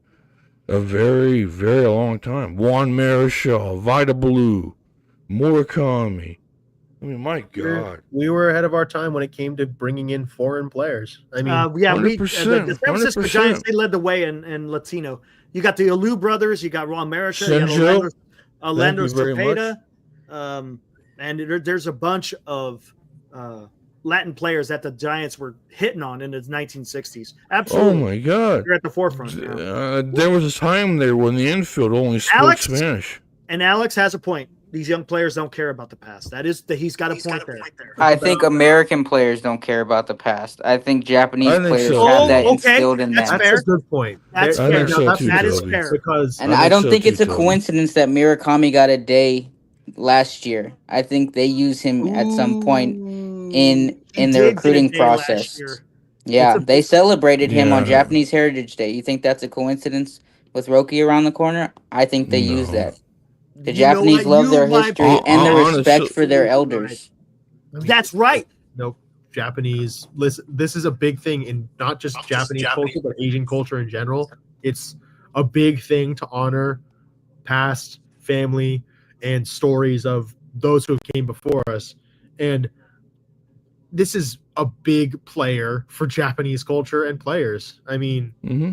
it's freaking Roki, and he gets to have the opportunity to be another Japanese player on the Giants. Yep. I mean, again, it's not like, oh yeah, we're offering him like Shohei and Yamamoto, but this stuff is important to people like us and our Sure. families. I mean, George, Exactly, Carter. that's I a appreciate great that, point dude. here. The only thing in our favor is Posey. He understands the game. Future Hall of Famer, and how Sasaki could be our future franchise player. Absolutely. Buster Posey should be able to sell that. We'll see if he's going to be able to get the He deal should done. be able to sell that. I mean, if He will Buster be our will biggest sell signing that, since I mean, Bonds. Yes. listen, if Buster sells that, it's Go for it, huge Carter. already. If Roki doesn't want to buy that, he didn't want to have it in the first place. well, Right. here's another thing Fair. too. I mean, don't forget, this is the winning. This is not only the winningest team in MLB. It's the winningest team in all of fucking history. What are we talking about? I mean, Jesus, man. What's We're up, looking at- Richard? It's the story, man. Like, I'm just hoping that Yeah. we can do this, because if we get Roki Sasaki, I will be in a state of perpetual like losing my crap. Like, I don't think I'll believe it. I probably won't believe it until I was like gonna say. when he actually pitches. Yeah, right. No, the Yankees aren't anywhere close. There, Hey, Tucker. Do you want to you want to Nowhere know close to us. my selfish desire is we signed Sasaki, which means that we don't need to spend a dime on pitching. Thank you, Eddie. Which means that Alonso is much more likely to happen. No, There's always a route back There's there. always an Alonso All route right, for Dilly. we gotta play the song. We gotta play the song. Oh my god. There's always a route back to Dilly- the big polar bear. All roads lead back to Alonso for Dilly. Fucking Yep. Dilly. If we Fucking Forever Dilly. and always. get Dilly, you owe Alonso, me asparagus, Dilly, man. literally, he will fall to his knees in happiness and just. Oh, and you best believe I will be. It will be full face cam, celebration time, fireworks going off. we're gonna set him off in the And back. you know what it's gonna be? I guarantee you know Dude. who's gonna break it. It's gonna be Pavlovich. Hey, skaters, come on in here, man. We need you, Greg. We need you, Greg. We need you. No, I think I know he's got a bum back, so he might not be up. I got a bum back too. I got That's fucking so do I, fucked up man. in the army, dude. What's your excuse? So hey, so did I, man. I'm right there, but he just recently it's acting up. Someone said the Vladdy Carter's dream. I think covering he his goes mouth. to the Mets Carter's next like, year. what the fuck? I want nothing to do with this shit. I'm looking at a whatchamacallit. Steven, I Oh, hope, yeah, I hope yeah, Vladdy yeah. gets Basically traded the, to the Mets best- right now. Wait, what's up? I think Roki Vladdy goes to Sasaki. the Mets. Someone said the Vlad dream. I think he goes to the Mets. You think think so? I mean, they have Yeah. the prospect. They have the prospects. They do. could Yeah. If he gets easily traded to the say, Mets, like, all hey, my prayers are they could answered. literally say like, "Hey, give us all of your prospects, and we'll give you Vlad Jr." And they would do it. I think. I mean, I don't know if Steve Cohen's willing to deal prospects. We know he throws money around, but I don't know. I about don't know if he. I don't know. I think he stays put. I think he stays put. I feel like that I mean, Toronto- like, who else wants to take on all that bullshit? Toronto needs to throw it all in the trash and just say we're done. I mean, they're cooked. There's only one good player. Okay, on that so team. if they take on a massive contract from Vladdy, what happens to Gossman and Bichette? I think they blow it up. Like You think they they I are- blow think it they up? just they will sell. blow it up. If they're Listen, smart, they blow it up right now. I mean, Well, I mean, here's the issue. Like, why not just do it now? I mean, exactly. Like, I feel And like they're- they're There arrogant. could be stuff going on that we just don't even know. From well, what yeah, I I hear, guess so. Blue Jays in the front office, they're very arrogant. They think Remember, they know trades could get done all the way until the beginning of you spring go. training. Heck, Yeah. you can even get into, but ideally, you want to get it done before spring training. everything. They're- Position players, and you're as long as you get it done before the damn spring training, well, then you're good to go. And we got What's the another. chat think? Do you guys want Alonzo? A lot of people want Alonso. Does the chat want Absolutely, Alonzo? yes, I want runs. Alonso. I mean, I don't. Well, think here's the that thing. people I mean, see okay, him okay, as okay, hold on. Let me put this out there into the universe. We take on Gossman's contract and we get Vladdy. I've talked about that ad nauseum, man. Or if we can't get Vladdy, we get Bichette. Is that cool too?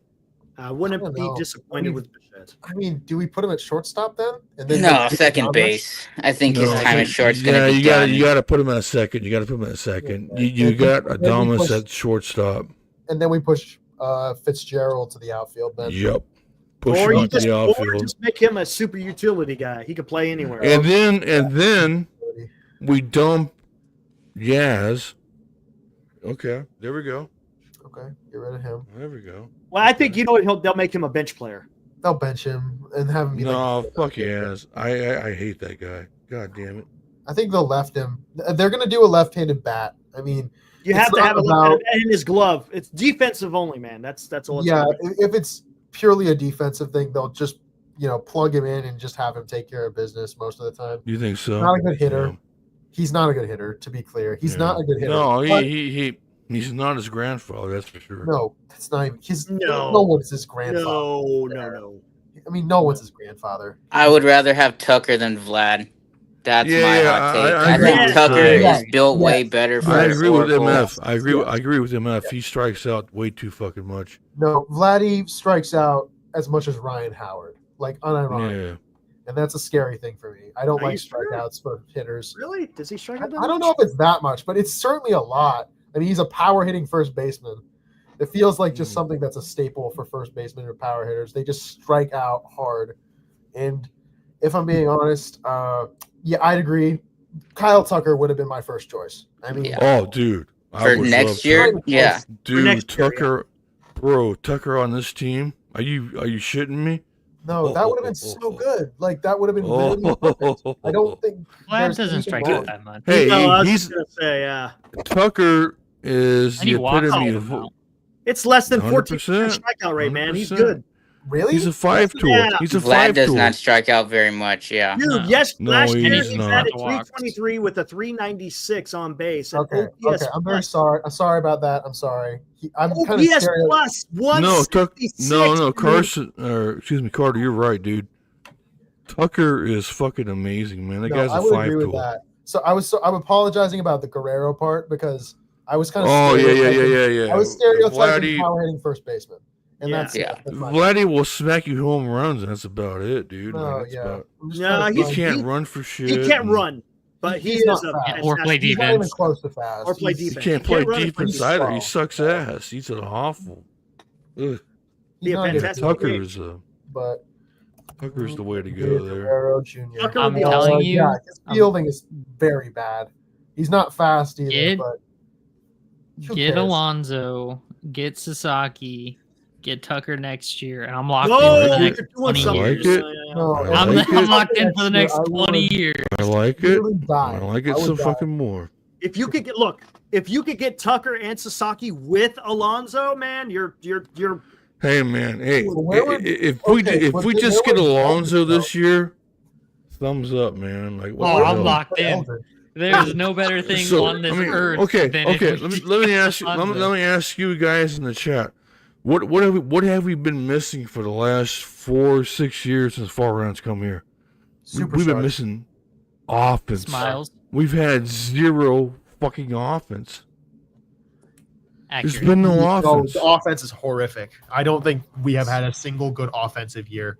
mean, Unless you count goddamn. 2021. In that case, yes, but that's like a fluke. 2021 was an anomaly. yes, it No, was. it was the Yeah, biggest 100%. anomaly 100%. And It's you know 2021 who's should never happened. It was Should have very never- that was 2021. fucking the correctly- purest luck. That was some of the purest luck I've ever heard. Like it's- 100%. Not only that, but you got to give your aces runs, man. They can't hold down by themselves. You know what? This is I don't know if Yaz will be part of it. Maybe Is Wizenhunt. that George? Yeah, that's George. I tell you what, man. If you could pull off a trade for Alcantara and you get Sasaki and signed Alonso, Well, and then next year you get Kyle Tucker, bro. Oh, that's cool with this. it's the greatest Bro. Giants team of my lifetime. Like, I'm Well, cool. well, I mean, okay, so let's think Crazy. about this. Alcantara had a broken wing, right? So Yeah, Yeah. who would But- you give up for Alcantara, though? You don't want to I give wouldn't give Harrison up for that. I'd give up I would- Harrison in a heartbeat to get For Alcantara. 2 years. That's where we can talk E, business. no, wait, no. Heartbeat, Yeah, I'm about to fight you. I'm about Listen, to fight you. heartbeat, dude, heartbeat. Listen, here's We're the talking thing fight about you. a Cy Young, Yeah, but I get that. But I mean, like, dude. Go Tommy for it, Carter. John Go means for it, Carter. nothing. Here we go. Here. Tommy John means nothing.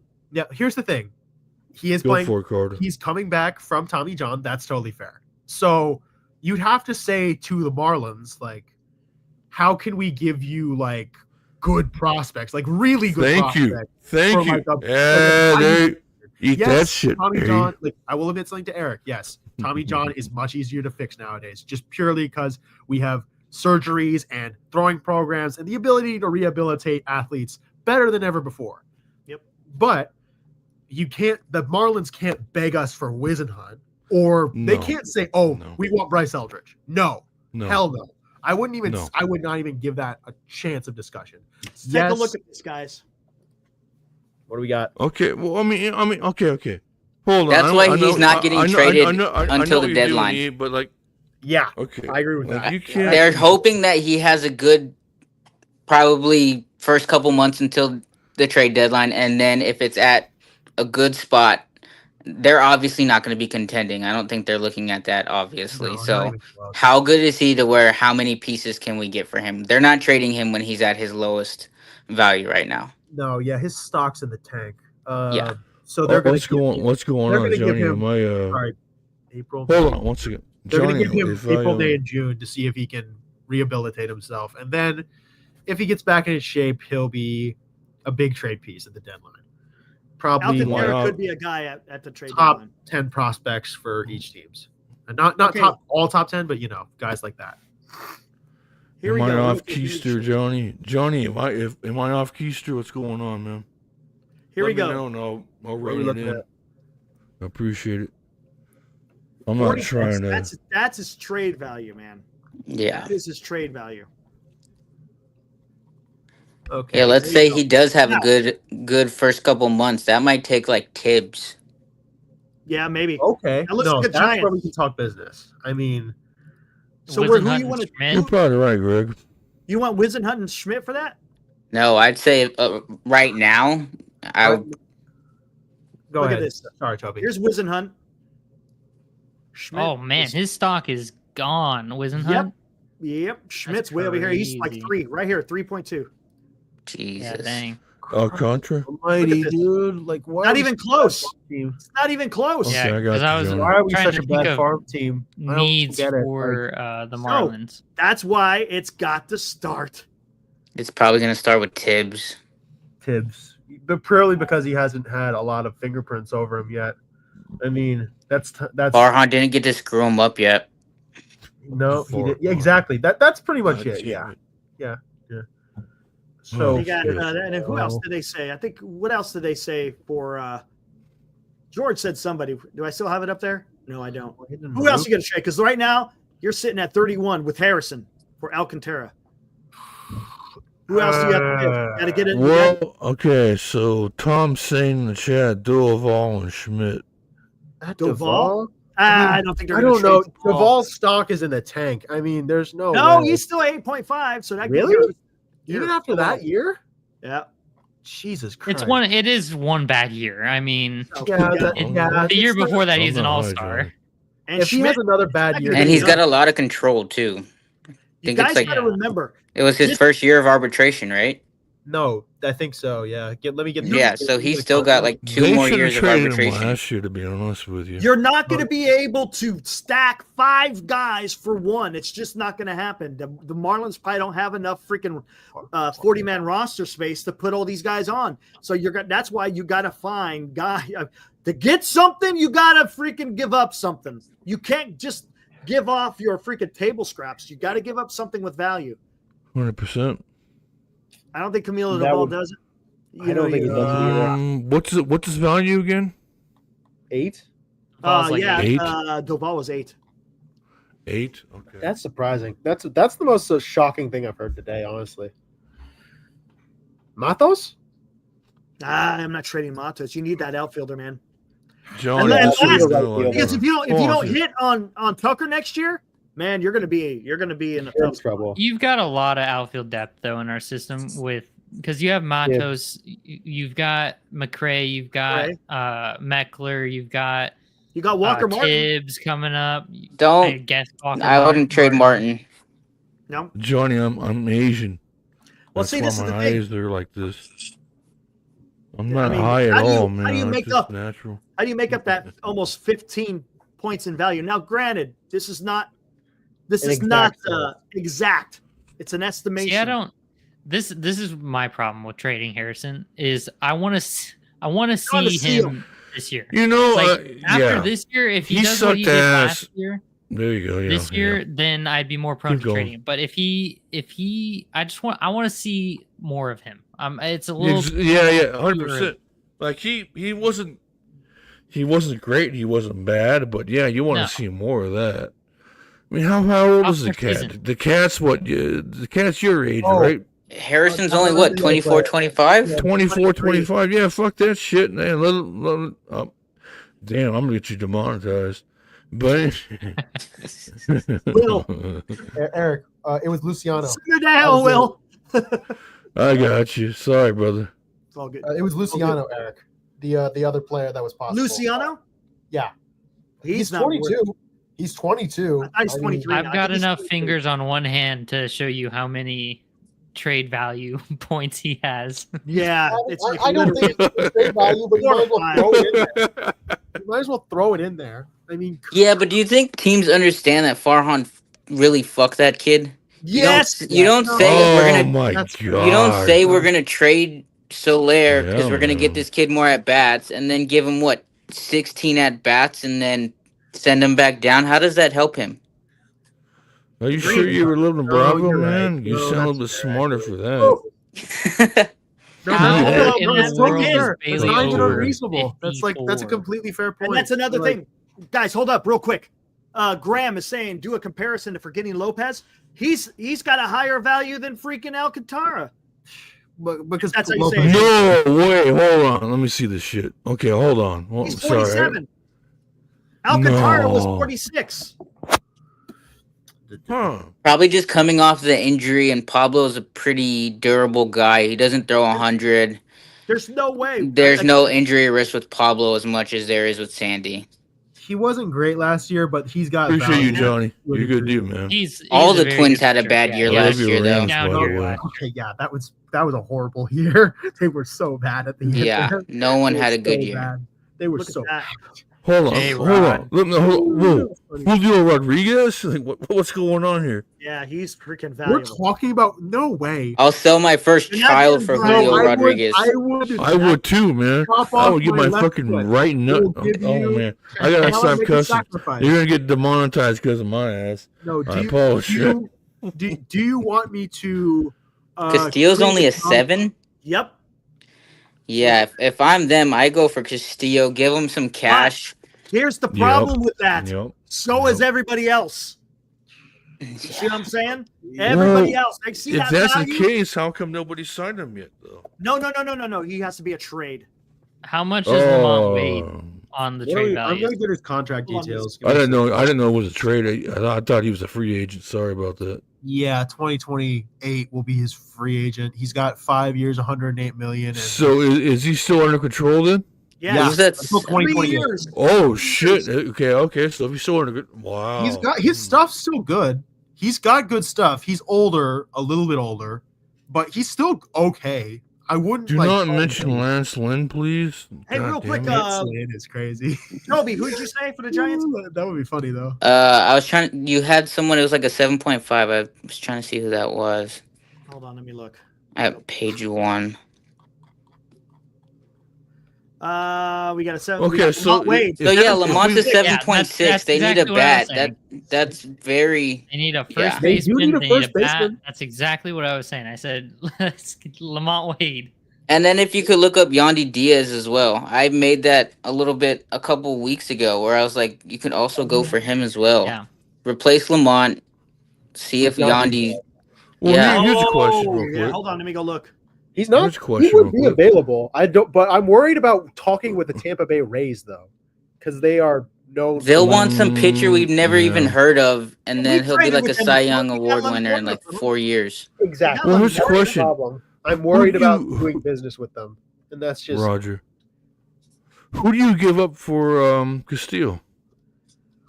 Oh, he's got a lot Lamont. more than I thought. Yeah. He's valuable 23. Really? Wow. because he's a good hitter. He bats 300 really every good. single He's year. really I don't want Yeah. Yandy. Fuck Yandy. Yandy sucks, dude. He'll get you first base and first base only. Fuck him. Yeah. First base Yeah. only is crazy. He used to be first and third. Yeah, I'm sorry to say it, but Used man, to be he's first he, and third. yeah, he sucks, dude. He's gonna So get again, you first guys, base get- and first base only. Yes, Castillo is probably the most. He might Well, be the most who would you easiest. we trade can- for Castillo? Oh, dude, you could trade. Lamont. You could trade Lamont and somebody else, and you're Easy. Yeah. They need a first. Lamont and some Hold on. cash? Hey, hold on, They hold on. need, guys. they need a first baseman. Yeah, perfect. Well, Lamont's always injured though, so Hold I on, mean, how are you hold gonna on. how are you gonna sell that? God. Simmer down, guys. Simmer down. Let me. Roger.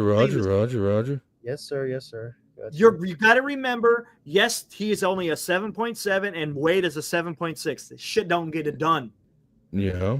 Well, as they say, that dog ain't gonna bark. And for the simple reason, the Roger, guy's got yeah. 3 years of control. So you're gonna have to overpay to get Luis Castillo. 100%. So you're gonna have to give him Wade and probably maybe another 2 guys, only because he's valuable and he's got years of control. Why is he only at a double A 7.7? player. You know why he's only at a True that. 7.7? Because you have to pay that guy $24 million a year. That's Yeah, one of so the- if we pay most of that contract and they don't have to, I There you think they'll go. be more incentivized. yes, Okay, And Oh, 24 is you know not that what? much. That's You You take know that what I just contract, thought It's of? not it's that going to be much. Wade and one guy, It won't. Yeah, it might deal. just take Wade and like another guy. I'd This probably is- say VR. This is Oh, what man. I'm thinking. Get rid of Nietzsche's VR. saying Luciano, and I agree with You that. trade Luciano. Wade. Luciano Dump him. has too much upside. If things go right and he's No, treated no. correctly, he's got upside. Toby, we gotta dump Luciano. That Yeah, guy's I got too think many you're right. I don't problems, know man. about We gotta dump I him. feel like all he's we just can. such a big question mark right now, Luciano. If 100%. if we can rehabilitate him from Farhan illness, that would be great. But honestly, it's a scary No, notion. I think he's too effed up for that. I mean, we gotta dump him. I mean, come on. Dilly, what were you He's about to only say? 22. But we gotta dump This- him. I That's mean, the he's got problem. back It would be- issues. Hey, Carter, He hold could on. turn it around. Yeah, gotcha. Dilly, what you got? It would be, to my absolute dismay, 100% but makes it makes sense if we trade Lamont to the Mariners for Thank you, Castillo, Greg. and then pay down, like, take a big chunk of his contract along with it. Mhm. Instead of trading more players, we just pay down a bunch of money on his contract. That Yeah. frees up a bunch of money for the Mariners to go out and sign Pete Alonso, Hopefully. Huh. which Oh, would man. suck for Which would fuck, my yeah, average. dude, that would suck ass. They would be. It Really, would make sense. Oh man, Yeah, I feel like Pete the Mariners, Alonso would crush it over there too, man. oh, the Mariners are in a I very miss him. precarious position right now. I mean, Oh, they're in my this God. creepy. They're in this like scary limbo. Like, are they going somewhere? That's something I'm scared about with. Well, Mariners. that's the thing. The Mariners have a great pitching staff, dude. But they like- have a horrific offense. Like, but if they get Pete Alonso, oh my! does it fix God. it? though? They've got J-Rod. No, they've that'll got fix it. Cal I think it will. Riley, I think it'll fix it. They've Yeah. got. JP. That's about it.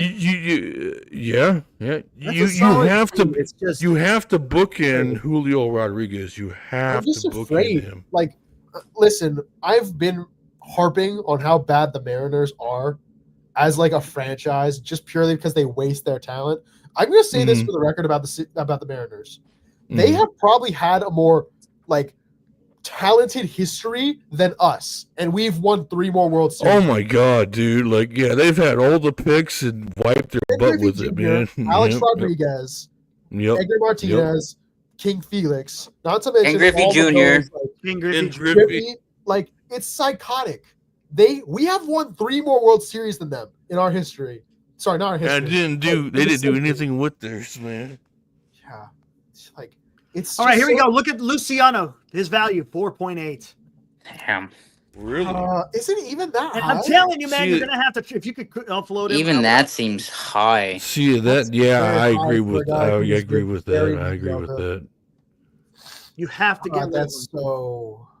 I can't believe Chapman's that low. Okay, so who do you toss Because in of with his Luciano contract. though? Luciano and Lamont, like Lamont something? Wade. I don't know. No, I think if we're giving money to Seattle, it's only going to no. take Lamont.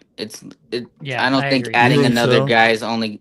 Yeah, money and Lamont should get the deal done. I don't Like, see how. If they're looking to just get rid of money, then I'd agree. with Well, that. I mean, Luciano And they need a major burn- league bat now. They don't Well, need here's to the- develop a prospect.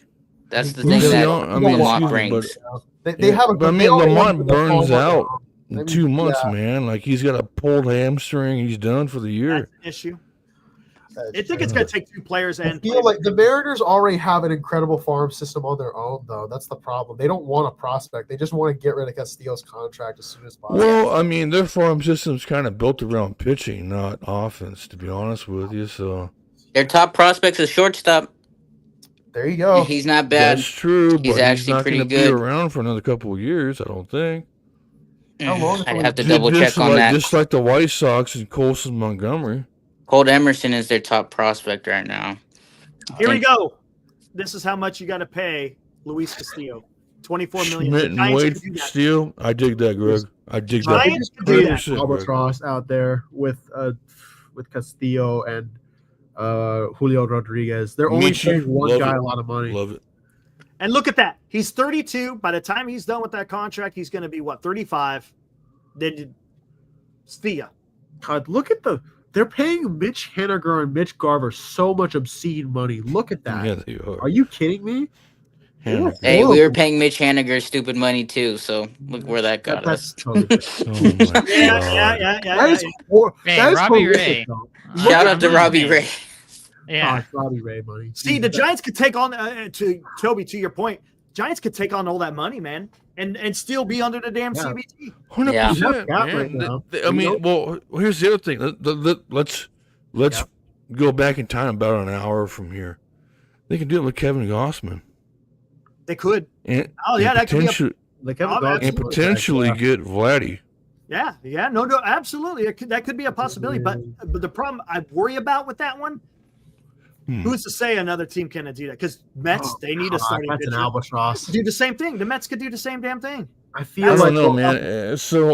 From whatever everything I've read so far, and I'm sure you guys saw the same, was Toronto kind of wiped their butt with Vladdy. I mean, it's just it's kind of unreal.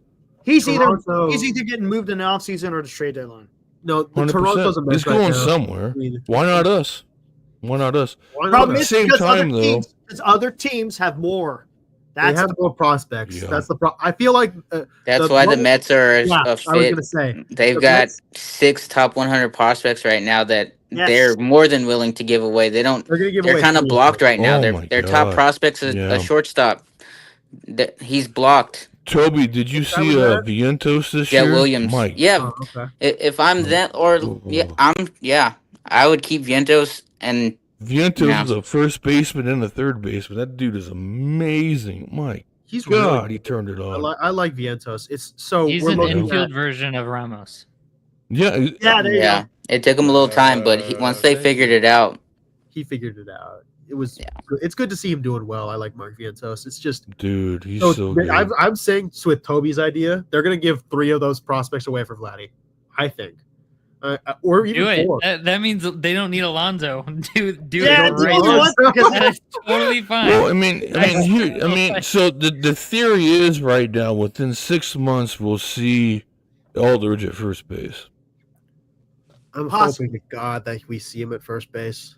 if we see him at first base this year, it means the season did not go well, or he I would just agree with really that. killed it, No, or I he don't just th- killed it in the minor leagues to where I he don't gave us think no so, other Toby. choice. I think he's gonna slay the dragon, man. He looks really damn good. Yeah, he Either gonna- is. I feel And, like I agree with I'm gonna Toby. hold on. I agree with Toby a little bit. It's either going to be really good or really bad. It's one or the other. True that. Yeah, I get you. Look, listen. I'm going to say this about this next year. It's clear to me at this point that Really, this year Hoover? is just trying to see if we have what it takes to like create a batting core and try and see if we have like a nucleus around Adames with Ramos and Fitz and Jung-Hoo Lee and a bunch of other guys, and seeing if we can just put something together. And then we need a really good starting pitcher, because I have said this so many times. We need 3 things in this pitching rotation. We need an innings eater, a left-handed hard thrower, and Mhm. a dynamo. We don't have 2 of those. We No, only have 1 of those right now, and that's not good, man. We need 100%. an ace. We need an ace. That's just one thing we definitely need, and somehow And we found out over these last 2 years that Webb ain't it. He's not a race. he's not an Oh, ace. come on. That's I mean, we talked about this last night, and talked you about guys it are last killing night. me with He's that. not We an talked about ace, this last Toby. night. He's a Toby, 2. He's a it's not 2. about Logan being a bad pitcher. No, He's no, just no. not like a dominant pitcher. He's not a good look, pitcher. is he a Chris Sale? Is he a Paul Skeens? Is he a freaking No, hell no. He's a 2. He's not He's a dominant. 2, but He's he not dominant. okay. He's just a, For now, he is our ace, and that's what we have Yes. to deal with. yes, That's cool. That's fair. That's He's- fine. and I he will- feel he will like get it with done. the clear thing for me about Logan, he is a really good like innings eater. He's a fantastic innings eater. And he keeps the ball on the 100%. ground, There you man. go. He's a great. He He's really keeps good. you in the game. My That's only all. problem with Webb is the sliders in the freaking dirt, man. What the hell are you doing? The Anyway. sweeper that he has breaks too hard, and it's just. Boom. well, You're right so there in I the would, freaking and dirt. here's the thing: I would say this from here on out as a franchise, and I've said this. I agree, Michi. multiple I agree, times. Michi. No more Boris clients, ever. Like I really mean this when I say this. No more Boris clients. I'm I agree. serious. Dilly's I gonna agree. have a problem with that for one reason. No, I agree with you, But- Carter. It's like I do not want to talk to Scott Boris clients purely because he's Oh, a I'm bad out. faith dealer. I mean, he's He's a good agent in the sense that he No, gets. he helps players. Yeah, if you're a player, that's who you want. That yeah, I he's mean, gonna give you he'll the get most you the money. money, but my Exactly. God, man, like, what you- is all this bullshit about? If you And want, here's the other thing too. Like, I agree with Eric. On the other hand, like Eric was talking about yesterday, have a time limit on all this free agency bullcrap. Yeah, There's no reason to. I mean, my God. they got to. This is just, it's stupid that. I mean, it's trades I get, but not. look, I have no problem with players wanting to make money, but there's got to be a cap at some point. I mean, there's Like, like, hey, hard stop here. Like, hey, if you don't sign by this time, you're just floating in the breeze. I'm a players guy. I love the player. I think the player is the most important thing in this game. They 100%. Yeah, I'm with They you, are Carter. the worker. Yeah. They're the guy who makes you the money. They produce. They produce. Yeah, exactly. So it's like, I want them to get paid, no doubt. But what Scott Boras does is just like sleazy insanity. Like, Yeah. Oh man, he's the greatest agent ever in the sense that he gets his players paid. But he is drag it the on worst out. in the sense that he screws over teams at a consistent rate. The Diamondbacks were not even a conversation. I never heard their name once. I You know read what? everything I did on not Corbin hear it Burns. at I all. didn't see that coming at all. You know what? From what I read, is he reached out to the Diamondbacks. It wasn't. Yeah, it fell in their laps. Yeah, it did. They got lucky. But here's the now thing, they have a too, great rotation. It's insane to me. Like, they are in perfect shape now. I was seeing people poo-pooing on his. So he said he came here. So I'm in Arizona. So, anyways, the people were saying, well, he didn't come. There was the taxes and whatnot. They didn't really believe that. But there's an 8% difference between us and California, guys. I mean, that's a pretty good amount of money. A lot of money. If you factor in taxes and in economics, Holy shit! a lot of money.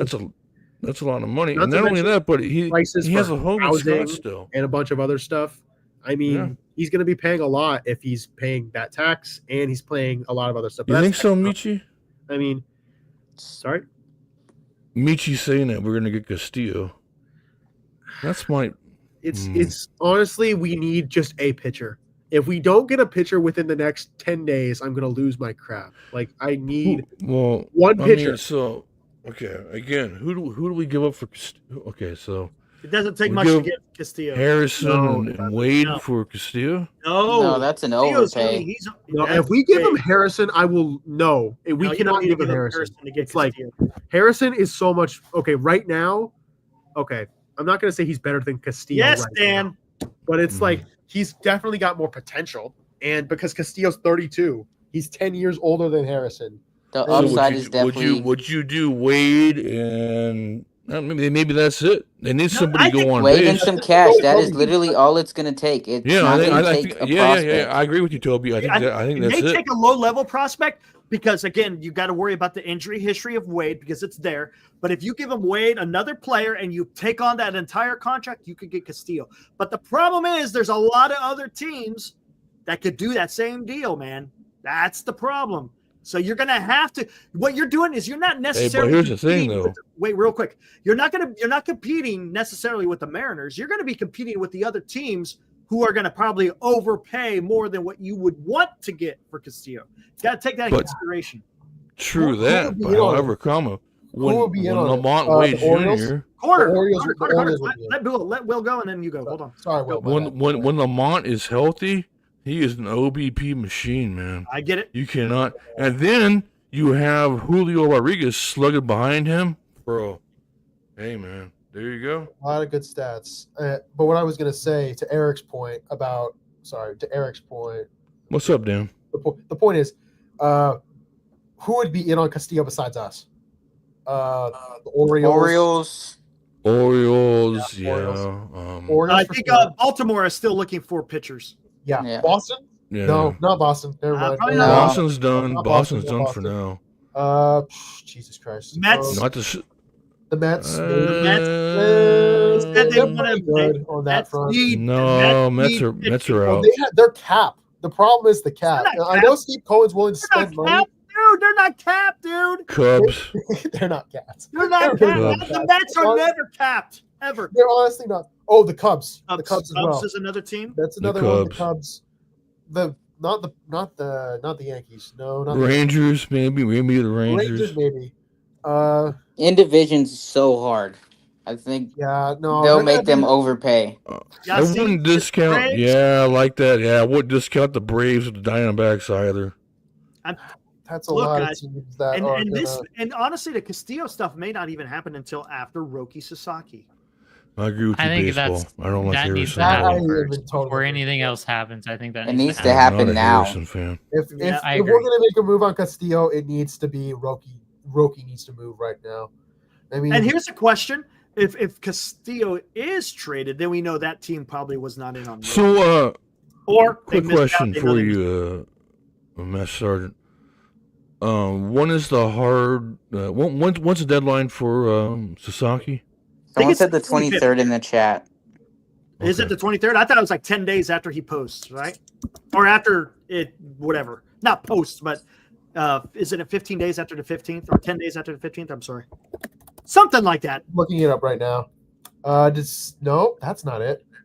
So speaking, International going back to the cap thing, I would like something like how soccer does in Europe. You have a month in January till Now that I would literally like. the end of till the beginning, like you have until midnight or something like that on February 1st, and then you have in August, so like the trade deadline, you have July or whatever. Dig that Yeah, 100%, a whole man. month. A trade. Yeah, a you window. have a whole month, and they get big deals done. So it's not like teams are like, "Oh, we Oh, can't do dude. that. We don't have the time." Like they get big deals done. Yeah, they do, man. There are So, there have been superstars traded in those months. just so They you won't, guys know, They'll drop if, like 200 million and be like, yeah, exactly. If you don't Well- follow football or soccer, but these guys are cutting almost $1 billion contracts, just Yeah. like boom, boom, boom, boom, boom, boom, just like that. It's crazy, man. It's crazy over there. We can't even do that over here. We got to have a stall out for months and months and months, and then you miss spring training. You come in, you suck ass. Yeah, then you sign for the rival. Yep. Well, I mean, look. I mean, you know, like, so I know Glenn and E get at it sometimes here, but I can't defend our boy Snell there. He came in there, no spring training, and he sucked. He's For half the year. He absolutely was garbage. I hate that guy so much. Like, I hate. I genuinely- I can't defend that. That's bullshit. That's called being a selfish piece of. Anyway. he Once stiffed you get- us. He easily stiffed us for everything. Oh man, he took us for $182 million. Exactly. He took us for 182. He got like his little prove it deal Piece because of crap. he went second. You know round what? He pick. was doing that from the beginning, from the very beginning. That's blame Farhan. He's the one that fell into that shit. He knew No, that. we knew he wasn't gonna come back. Farhan bought into the that's deal totally of. reinforced what I said like months ago during that Brave series. There you go. We Go should for it. have gotten rid of him and Duvall immediately. 100%, dude. At the very top of their. Oh god damn it! It makes No one me was so hotter angry. in July than Blake Snell. We should have was traded literally for him for some perfect. pieces. That's the funny Yeah. thing. Oh my god, Perfect. dude! They should have traded him and Duvall should have been gone last year. Actually, Hold on, let me get the Um, information. Blake Snell, July. July and August, he was the best pitcher besides Tarek Skubal. Yeah, let me just 100%, man. Here are his stats. I'm just gonna read it out for you. Yeah. 0.75 ERA in 24 innings of baseball. What are we doing? That was the perfect time to throw him to another team like the Orioles. Thank you. I know. The Orioles would have literally given up everything in their mother for that Dude, one we freaking player. Dude, we could have got freaking Mayo for him. I would Maybe Mayo. love to have Mayo on Yeah, our they, team, they bro. gave Tanner Scott, a guy with a 4 ERA, for one of their top. love to have Mayo on our team. I know, right? Exactly, Toby. Yeah, that would have been a layup. That for any other GM other than Farhan Zaidi, it's a layup. Like that's a layup for anybody in the world. The Mets did that.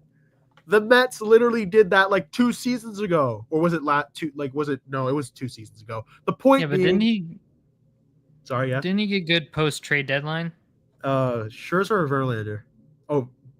Snell. Yeah. Snell was better after the trade deadline. No, he was. But So in would it not July, have been he too was late at literally- that point? He had a solid July, and then had a even better August. So I think even a good July, you sell him. He wasn't coming back. He wasn't coming back. Exactly. You knew he was going to walk, man. There was Why no would you Everyone knew it except Farhan. except like, Farhan. literally people on this show, Eric, you, myself, and Glenn literally talked about this. We would have had to pony up the dough for him, and we weren't. It literally came true, which is hilarious, honestly. Like, God. Honestly, I'll be honest with you guys. I would not mind Scherzer on this team just because of his attitude. No. His attitude alone, man. His attitude alone pumps you up. Pumps you up. He scares me. His eyes freak me out. That's a clubhouse pump up, man. We need it. We need a personality in the club. I mean, we need someone that's going to call every fifth day and deal. Who in that clubhouse is a leader right now? I can't point Logan Webb. Chapman. No, Chapman. Adames is really good from what I've heard and read. Everyone says he's great. He's a character guy, most definitely. I mean, give me Scherzer. Bailey's silky smooth for the pitching staff. He's just like he's 39. 39 right now. He's like, oh, you talking shit? You talking about shit my age there, Carter? I'm about to kick your ass. No, I'm kidding. Sorry. No. But like, I'm just like, also his eyes freak me out. Look into that guy's eyes. I love that he's a psycho. I love that he's a psycho. It is so just pitcher mentality. You go out there, I'm trying to kill you on the mound. Thank you, Dilly. God damn. We need somebody to pump that shit up. You look at our dude, if you look at the bench, they're all snoring and sleeping. Give me a Scherzer, man. Give me Scherzer or Verlander. Fuck it. At this point, we might as well just F around and try. But honestly, it's... Well, I mean, like, what else were you going to do? I mean, like, we're sitting here with our D in our hands. I mean, like, it doesn't seem... Okay, I'm just going to read off guys that I literally have, like, a Google Doc of, like... Hey, Marcus, come on into the channel, bro. I want to talk to you for a second. But, yeah, Roki, Alcantara, Shino, Flaherty. I feel like Toby's theory is going to come true.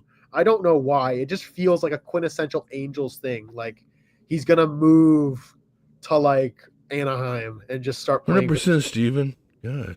I don't know why. It just feels so Angels. God.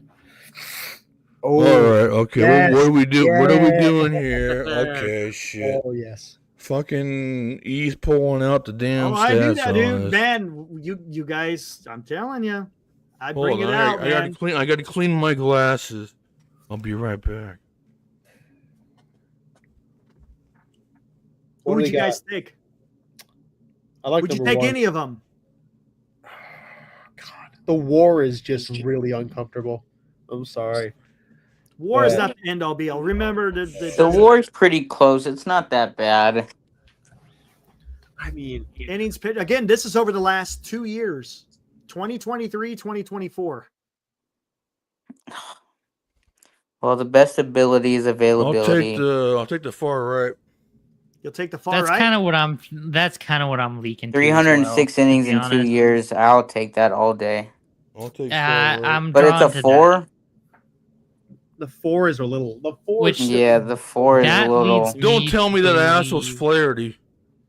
Please don't tell me that's Patrick Corbin. If that's Patrick Corbin, I will literally lose. No, Patrick Corbin's got like a 7 ERA. Okay, Dealey, who do you pick? I'm going to say the farthest right. Farthest right, Toby. If I had to choose one, Toby. Left. Carter. You traitor. This is absolutely horrible. I don't like this at all. I'm gonna be a contrarian and just say the middle. Middle?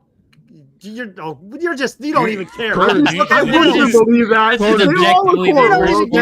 Okay, far right. Carter, Carter, did you know that you're kind of a dickhead? I'm just kind of let you know that. Okay, Will, where you going? I'm going far right, man. Far right. So we got 3 rights and 1 left. Oh God! Please don't tell me it's like. Don't tell me it's fucking Flaherty. God fucking damn it! Please don't be like a horrible pitcher. please. Just Yeah. be like solid. Son of a bitch! Fuck! God, all of these There you guys go. are, dude, 2 old men and one like, One guy who figured it out just now. There you go. Yeah, listen, Last Flaherty. 2 years. Here's the thing about Flaherty. I'm gonna say this about Flaherty. He's not an ace. Okay, he's a guy that the Dodgers get for the trade deadline, and they end up being really good with him because they benefit from having like Sorry, that Chad. one little extra like bit of like that No, one it's little not extra piece. in Bamboo. I don't know why they don't do that. I don't know what I'm it is. sorry, Chad. I didn't mean to yell in your ears. Man. I I knew feel this, like I knew this Flaherty- asshole. Okay, this is what Eric always does. He sets you up for failure. Every time. And he's learned that for many years as being as an E8 in the fucking goddamn Air Oh, Force. not that high. Or E7. But anyways, the son of a bitch sets you up for failure every fucking time. Dude, you God damn it! can't- I knew it was Jack Flaherty. God. Okay, anyways, if you think about all of those guys are average. ERA plus, just take that into consideration. They're all just they're all just hilariously average. Like these guys are hilariously average. Like it's not even funny either. Like and look, I want to get a guy who's going to go out there and deal. I get what you're saying, Will, with the clubhouse. You do need some of that, but first and foremost, you need the talent. You need the guy to go out there and that's going to get you to do the best job he can to get that win. No, Give me I'm not talking Scherzer, about man. wins and losses. Scherzer, pump your ass up, dude. But he's still got to go out there and throw, though. That's the problem. Yeah, but he'd be fine. Look at that left hand side there, man. He's all right. Ibrahim, absolutely average, and the Giants sounds like a match made in heaven. that does sound Sherry. And the That problem sounds very much like us. Can Honestly, out of those 3 guys, who can we expect to go out there? You know, the best ability is availability. Who's going to guy that's going to be out there and taking a ball every 5th start? It's probably okay. So let me think about this from an old man point of view. Being their age, Max and Justin, they got a point to prove. So maybe they'll go out there and do it for you. You maybe you get 1 or 2 years out of them, but maybe that's all you fucking need, right? So, But the thing is you only get those guys right. if you already got the team ready to rock. I don't think the team's ready to rock, so to speak. yeah, You're just kind of wasting. I wouldn't, honestly, to be honest with you, dude, I wouldn't discount our bats. I wouldn't discount our bats either. I think. Yeah, I think we have. I think we have some really good bats. The only downside I could see really is I'm not a big fan of Yaz. Bailey has got to stop those pass balls, man. Yeah, those pass balls are awful. But outside of that, man, I really don't think we're too bad. I mean, we could probably. I'm gonna say it. I'm probably gonna get shit for it, but I think we could do the Dodgers, dude. I think we could probably give them a good competition. Well, I tell you what, in a baseball season, you never know what can happen. Look what the San Diego Padres almost did to the Dodgers. Oh my god! Almost took the division. 100%. Almost won the NL West, and then they were literally 1 win away from sending the Dodgers back. Yeah, I don't think we're too far off, man. Like I really don't. Our line, we still got to get that pitching in order, though, and I don't think that. Here's the other thing, though. One thing we're forgetting about is Jung-Hoo Lee got injured very early in his career. Yes, he did. So we still don't really know what the hell he's all about. True. We'll see. So I'll say this, a couple things. Yeah, Padres took him to a brink. It was very close. It wasn't like it doesn't count for anything, obviously. But I know.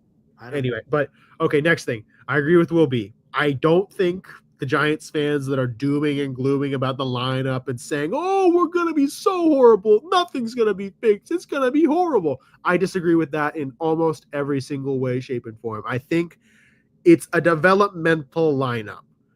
Fitz, Jung-Hoo Lee, Ramos has proved himself. Thomas has proved himself. We have decent players. Patrick's got to be better. Eldridge could come up. I mean, anybody who's dooming and glooming about the lineup, I honestly I don't want to give that too much thought. But then for Flaherty, Verlander, and Scherzer, I'd want Flaherty purely because he's the best one out of those three guys.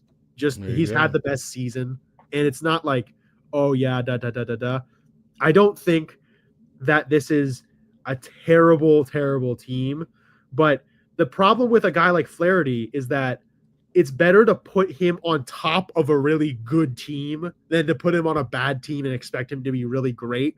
Because look at how he played with the Cardinals, for example.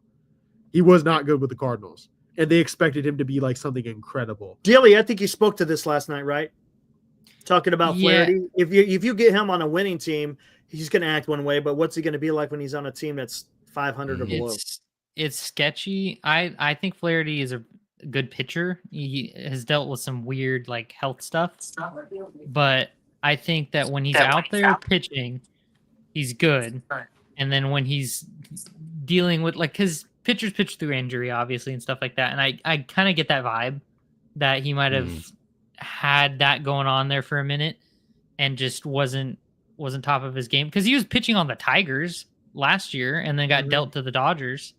So it was like, it's not like he was coming from some fantastic team and then going to the Dodgers type of deal. The Tigers were obviously much better than they had been in recent years last year, but it's not like he was just They were side grading to sellers. the Dodgers. He wasn't blowing anybody out. It was just, No, he was having a very good year, and that's where he ended up. So I think that when he's pitching well, or like when he's pitching healthy, he's going to perform well. I don't want to just, it goes back to the whole thing. Getting him would be spending money to spend money. I would rather do a Scherzer, a Verlander, a Charlie Morton before he signed, something like that, because that's a Band-Aid. That's not spending long like that. You're not committing to them 100%. for a few years like you would have to with Flaherty. You're just patchworking for next season, and then you're going to address what the problem in the future, kicking the can down the road, basically. Because I don't want to commit to a dude to 3 years, whatever, like Flaherty, if I don't think that he's going to be legit. I'd much rather commit to Castillo for that same period of time, and it essentially costs the same as it would for Flaherty. Yeah, exactly.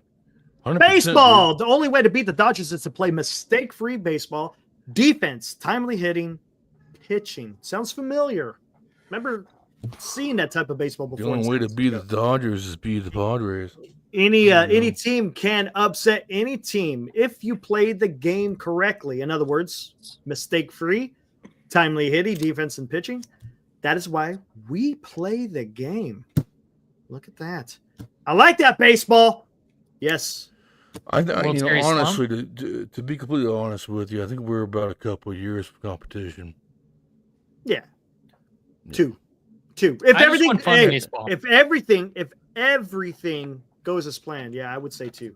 Yeah, we're about 2 years. 2 away. years. You can We're not watch gonna a compete 500 anytime team soon. and still have fun watching that team. Oh, Because there will be hey, enough. so check this out. Like, we are definitely a playoff team, but we ain't gonna go to the World Series, So I think with this team, we just need to have this year. And if we can come out of this season with a bit of hope and like see flashes of what I say this all the time, not just with prospects, but with teams.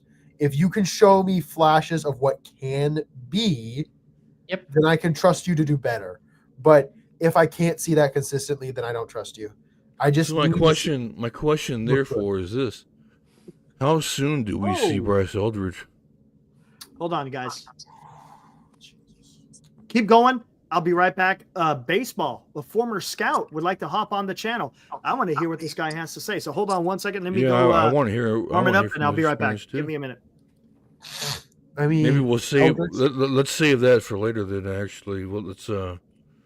We need baseball breaking for news later. like Corbin signing with the Diamondbacks to happen My while the fucking show's God, going on. man. There ain't If no if news Flaherty at all, signs man. while we're on, I'm freaking out. I don't. No, I will want it. literally lose my. Hey Toby, I don't want it. quick Crash question, man. out. What, Just crashing out. Toby, Just like we Toby- start I'm just. throwing things. I'm gonna throw my phone. throwing things. Toby, Yeah. Toby, when did you serve, man? In 2014, from 2014 to 2018. Oh, I was I was a Guat veteran myself, man. I 09 to 17 myself. I did 8 Yeah, years. I was really inspired by my cousin. He signed literally the day after Yeah, 9/11, or when man. nine Yeah, my eleven, when all cousin those did the guys same thing. Yep, yep, he yep. was My he was one of those cousin. guys, and at an early age it was something I wanted to do. And Yep. I one day I got you, literally man. just showed up at the recruiter's office and then told my mom, because I knew if I told my mom And you before then, decided she on probably would 11. have thrown You me in the decided on 11 crayon eater, yeah, yeah. huh? That's funny, man. That's cool. Did you go to Afghanistan or Kuwait or No, anything? the best I got to do was Korea. We got to help the Korean Okay. army, Yeah, the yeah. Katyushas and stuff like that. So that was pretty Yeah, I fun. had Got to teach orders to them go some of there. our stuff. Yeah. Yeah, man. Yeah, that's All cool right, guys. shit. Hey, I appreciate you guys hanging on. I'm gonna bring this guy in. I'm gonna send him the link, but I don't want him facing down. Well, I was talking to Toby real Bogged quick. down by four other people. Yeah. Toby's exactly. Toby's a fellow army veteran. I had to talk shop real quick. Right on. All right, guys. Hey, All right, thanks boys. for showing up. Appreciate it. We'll do this again Peace tomorrow, guys. out. All right, gentlemen. See you. See you. See you, Will. Peace, dude. See you. All right. Where is baseball? Here, I'm gonna send you out the link. You don't if you don't want to show your face, that's fine. You can turn off the camera and just talk. But there is the link for you, baseball. If you want to come on here and talk baseball, man, go for it, dude. Let's go. There's the link. Again, thank you to Toby, Dilly, Wilby, and Carter. You guys were awesome, man. Great conversations. Anyways, there's the link out there. All you have to do is click it, baseball, and you can come right in.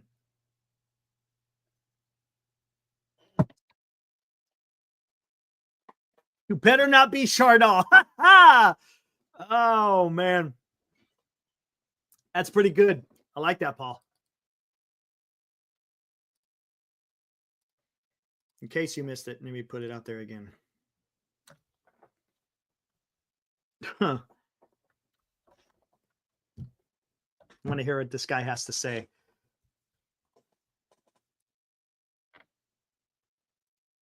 And you better not be that damn Lionheart guy. Remember that Lionheart guy, guys?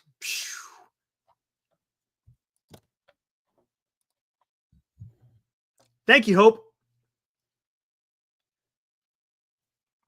All right, what do we got? Heroes in the cupboard. It'd be okay if the Giants are 500, but you could see hope for the future. I just want to see this team heading in the right direction. Yes, sir. You bet, Will. Absolutely. Thanks for coming on. I appreciate it. Talking ball, man. That's what it's about.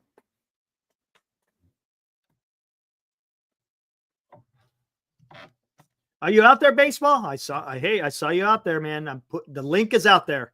If you're having difficulty, just let me know.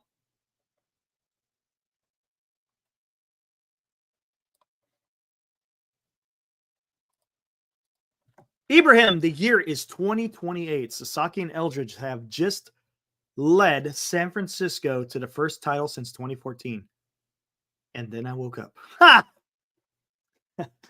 Ha! Ha! It's pretty good. You never know, Ibrahim. You never know.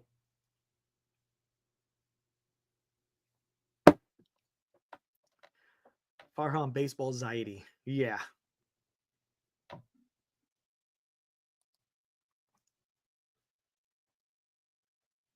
Baseball, you out there, man? Come on. Come on. Come on, baseball. Did he disappear? He might have disappeared. I heard these Dodger trolls are being mean to me. They doubted my psycho abilities. I think baseball was Chardal. Did we get Chardald? We might have. You never know. Well, it's okay, Steven, because I'm getting ready to I was getting ready to shut it down, and then baseball said that. So hey, this is about the time I'm gonna get ready. I'm already been going almost 2.5 hours, guys. 2.5 hours without a damn topic. It's pretty good. Baseball was far on. Ha! Ha.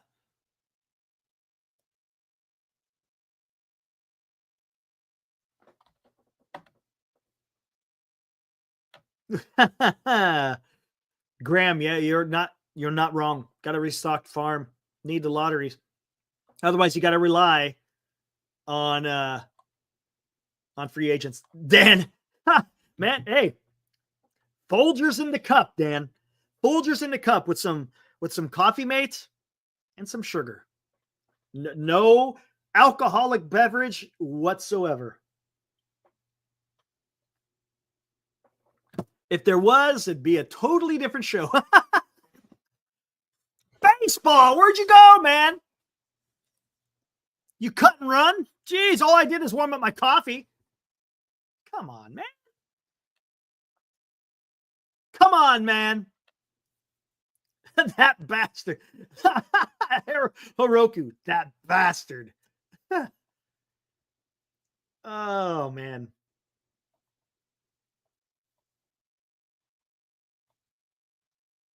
Oh, there's caffeine. Oh, there's caffeine, Dan. No decaf here. It is if that's the case, it is leaded.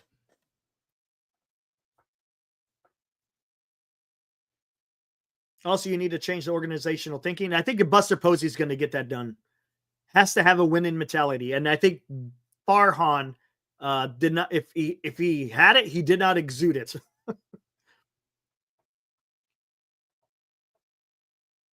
If I was having caffeine right now, I'd be up until 8. Man, dude, come on, Dan. After being in the Air Force as long as I've grown an immunity to the coffee. If I lay down, I'd be right out. 10 cups of coffee. Oh man. Now, honestly, it's not even that. I just love coming on here and talking. Do you stay up pretty much almost, Red? I just go, man. That's just who I am. I go. And a lot of it has to do, man. It like my internal clock. Majority of my time when I was in the Air Force was on an off shift. I was either on a swing shift, which was 3 to 11, or a mid shift, which was from 11 to 7. So I'm just used to being up late.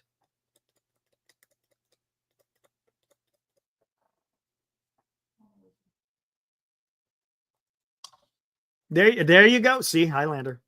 I mean, you did things that are much more. Oh, I think this is him.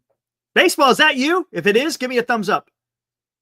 Oh, all right, we got him in here. It's not Chardall, guys. Woo! All right, this is going to be cool, man. I'm looking forward to this. Guys. Let's see what this guy has to say. Says he was a scout, wants to talk baseball. I like what he was saying. So let's go ahead and let's bring him in here. All right, what is up? How's it going, man? It's going good, man. Let me get this video audio deal going. Your audio sounds fantastic. Okay. And you go by Paul? Yeah, my name's Paul Robles, and I used to scout for 10 seasons. Wow. A funny story about me. Can you say for what organization or? Yeah. I used to work for the Tampa Bay Rays and the Florida Marlins. Hey, all right. Are you a California native or are you just? Yep, I live in Roseville, born and raised. Hey, all right. You're just down the road. I'm down here in Galt. Was stationed at Beale there, finished it out over there, so I know Roseville quite well. Nice. All right, let's hear what you got, man. What you want to talk about as far as the game here? So basically, I'm getting like a lot of feedback, but I'm going to do my best, guys. Sure. I've been in baseball for over 20 years, and I started off as a scout when I was 18 years old, and I did it till I was 28, mostly 30. And if you go on LinkedIn, it'll show you my tenure. It'll give you all like my data, look, Paul Robles, whatever. But I did discover Aaron Judge at Fresno State. And people don't know the story, but a lot of people don't know Aaron Judge when he was a kid. He actually didn't look the way he looked. He was a project. He was skinny, wasn't he? He was skinny, but he looked like a basketball player. Okay. And he had kind of a long swing. He kind of barred out his front arm a lot. He was a project. And the only way we could get anywhere with him is we just had to project. And the reason why I knew him is because one of my kids that used to play on my academy team years ago was actually his roommate. So I found out that the kid loved baseball. He worked his butt off. He was willing to, go the extra mile. So when I wrote my report about Aaron Judge, I said he's a 5-year project. When he figures it out, he's going to hit 60 home runs or more a year. But he definitely needs to go with the team that needs to have patience. Oh, okay. So what happened was when he got drafted, I put him as the number 1 pick for the Rays, and they didn't believe me. They said he's a 2nd rounder. And I said, you guys could fire me if I'm wrong. This guy's a franchise guy. Trust me. I confirmed it when he faced a guy named Mark Appel from Stanford. You guys can look it up. I remember Mark Appel. Yeah, he was a number 1 pick. Yep. Overall. I want to say 2 years in a row. Yep. And he was a bust. Yep, I remember. Yeah, and he never even made my my first round ranking. He was a 2nd or 3rd round for me. He had some issues. He went into the game facing Appel at Fresno. I'll never forget this night. Fresno State playing Stanford. I wanted to make sure Judge just put the barrel on the ball. And that would just tell me he had the bat. Okay. Appel was up to 99. He hit 100 a couple of times that night. But the thing about him was his ball was flat. It was straight. Okay. So not only did Judge strikes and find his way back, what he did was he actually over superseded his expectations. Home run to left field, hit the scoreboard on his first at bat. Next at bat, he hit a home run over the scoreboard. I went, holy crap, this kid has a horrible swing.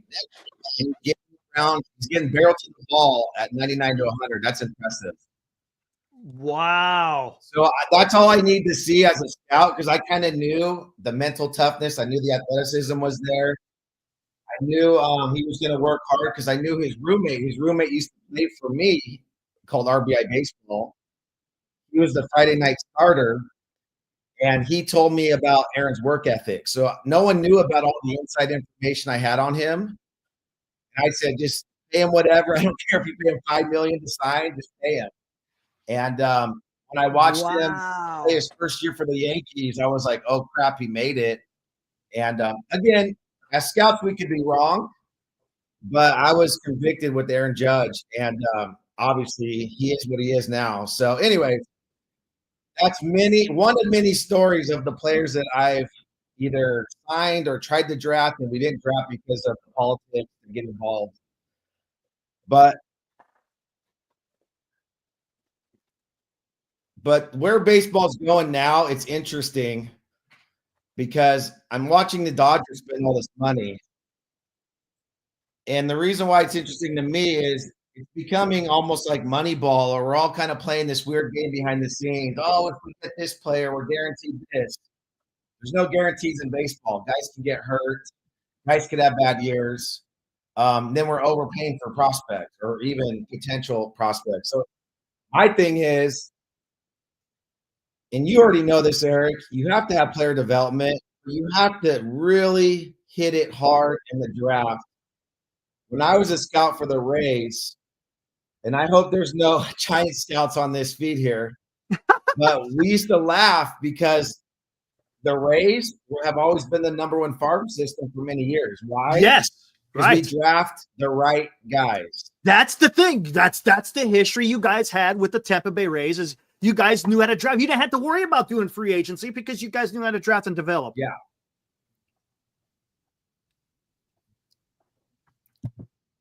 Yeah, and my story is interesting because I didn't play pro ball. I was a high school coach. at Granite Bay High School and Roseville High School. I wanted to play pro ball, but I was too short. I'm 5'8". I didn't hit for power, but I ran a 4.5 40. So I was borderline elite runner, but I was underneath the world class speed, which is 4.4 or 4.3. So I was like a D2, maybe a D1 AA guy, but I was never like the D1 star that scouts wanted on their team. I see. But the guy who hired me as a bird dog scout, his name's Marty Demerit. Look him up. Google his name. Marty was a pitching coach for the Chicago Cubs with Mark Pryor, the pitching coach for the Dodgers. Wow. And Marty discovered me because he used to go watch his daughter play at Granite Bay High School. When I was practicing or playing my games, he would kind of peek over. Our fields would be next door to each other. And he came up to me one day because I had that team for 2 years and we lost 2 games in 2 years. And he came up to me like, "Hey, man, I don't know you. I like how you run your program. I want to offer you a bird dog position. Come over to my house. We'll drink some beers and let's see if this works out." And I'm like, I've never even played in the big leagues. I didn't play college ball. Like, I'm nobody, right? Wow. And he told me, he's like, "Hey, man, there's something about you. You got a work ethic. You have an eye. I don't know what it is, but I'm going to turn you into my regional scout." His name's Freddie, Fred Repke. He said, "Freddie's going to see if you're going to make it, but if you can show Freddie to bring some players in, then they'll hire you for another year. It's a year-to-year contract." So I had no idea, no training, no nothing. They threw me out. They said, "Go find players and call me. If you give me crap, don't ever call me again. You better know what you're doing." And my first couple of guys that I turned in to Freddie, it was 50-50. The first 2 were actually really good pro players. The other 2 are just college players. Okay. So Freddie kind of was like, "All right, you don't know what you're doing, but you gave me some good talents. Let's start from there, right?" So I turned in that year. I got to go back on my LinkedIn, but I want to say it was like 05, 010, somewhere around there. Vance Worley was one of the high school prospects at McClatchy. I remember him, Chicago Cubs pitcher. Yeah, he started with the Phillies and The then Phillies. he went all over the place. Yeah. Look up Vance Worley. Yeah. If everyone in the chat, just look up Vance Worley on YouTube. Watch how he has a bulldog mentality and watch him how he just has an effortless delivery. That kid at 18 was like 6'4", 225. He threw 96, 97. And I would literally pay to watch that guy play because he was that talented. And so those are the kind of pitchers that I like. I like that bulldog mentality. I like that aggressive guy that's going to just shove it down the pitcher's throat and not give a crap. He's going to repeat his delivery. It's smooth. It's effortless. And there's not a lot of funkiness going on. Kind of like I was saying in the chat tonight. Harrison, I love the kid, but he's very herky-jerky with this delivery, which scares me because it's hard for him to repeat his delivery and throw strikes. Replicate that. I've been saying that for a long time. Like you said, he's got that herky-jerky, and he does that weird thing where he pulls his arm back after he delivers. It's like it doesn't follow through. It's almost like he stops it and brings his arm back. But yeah, how do you replicate that? Because that's what you need as a starting pitcher. Look, I'm not a professional in any means. I'm just going by if you're a pitcher, you got to be able to do the same thing over and over. Otherwise, you're not going to throw the ball the same every time. So if you're player development, you can increase their fundamentals by maybe 5 to 10%, maybe. As long as the player buys in, and you got to work really hard to like position them to change their flaws, put them in drills. I saw Marty Demerit. I think to this day, he's the world's #1 pitching coach. He wrote a pitching book about this fact. Wow. And he literally wanted me to publish his pitching book. And I called 8 different publishers and they wouldn't do it because they had to create different volumes. But it was the funniest thing. But I actually went down and watched him because he was in Visalia one year and he was in Modesto one year with the Rays.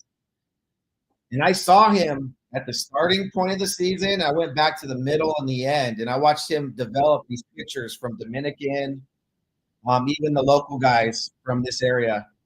And this guy turned around their deliveries like 180, 360, and it was so unbelievable. I'd never seen anything like it. But he Wow. was working his balls off every day, and those guys were working their balls off every day to get in position to get to where they need to go. Not a lot of pitching coaches that will do that. That's incredible. Now, you know what? To your point, there's a couple things I want to ask here. You're talking about the bulldog tenacity of someone. Ryan Vogelsong, that kind of, when I think about a bulldog, Love that I guy. think of Ryan Vogelsong. Real quick, were you primarily a pitching scout or a player, or does the scout do all, or do you specify Everything, bro. And here's the funny thing: I was never a pitcher, so I had to learn like what scouts are looking for. Not only that, but it's like my first day on the job. First of all, they're not even going to teach you how to scout. You have to give them players that are credible, like Worley. I turned in Worley, and I didn't even know Worley was a big league pitcher, but I just go, I like this kid. And they're like, interesting. They're like, you got Worley at this workout? I go, yeah. They're like, okay, we're going to teach you something now. I was like, perfect, right? But the biggest thing I learned about pitching, pitchers is that you have to have movement on your ball. You got to be able to hit all the four corners or quadrants of the strike zone. So you got zone 1, 2, 3, and 4. And you got to be able to hit it, basically paint those corners anytime you want. You got to move the ball in, out, up, down, whenever you want, even on your worst day. And then you got to be able to repeat the delivery. So if I'm throwing, let's say this is my fastball delivery, right? Watch this. Watch my arm speed. Fastball. Now let's say I'm throwing a curveball. Watch my arm speed. Curveball. Let's say I'm throwing slider. Watch my arm speed. Slider. Change up. Watch my arm speed. Change up. So it's the same delivery. It's the same. Right. That's what makes you efficient, especially at the next level. You still got to locate all your pitches. Right. You still got to locate. Right. Right. So if your delivery's erratic, and I always look at the head, if the head's flying everywhere, the body flies everywhere. The head is quiet, and it stays back, and it goes over the front leg as you're throwing, but it's nice and quiet, then your body's in good body control, and those guys tend to throw more strikes. Interesting. Man, that's cool. See, learning something here, man. Right. Senior, he's a good friend of mine. He wants to know, you got a Pedroia story?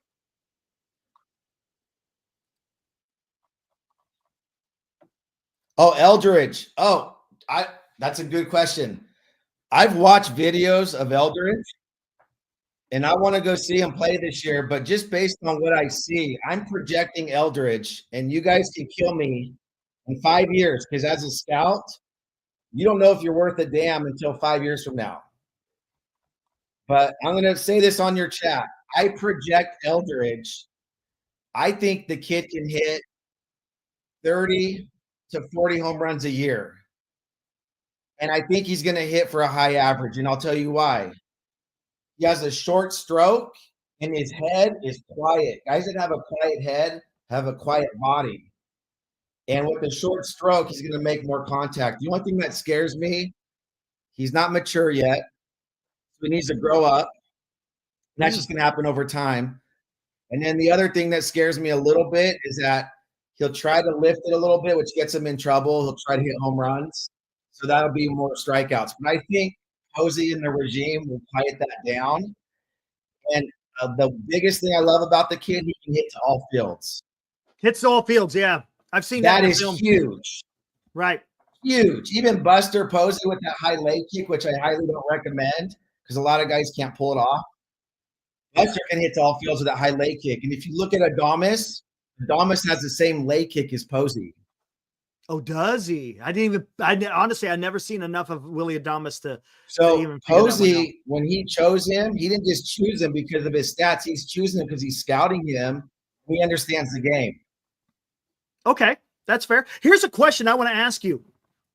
Patrick Bailey we've seen flashes of him. It seems like as the season prolongs, he kind of wears down. But where do you see him, not just with his bat, but also his catching ability? I mean, he won a Gold Glove, but he also has a lot of pass balls. What's your assessment of Patrick Bailey?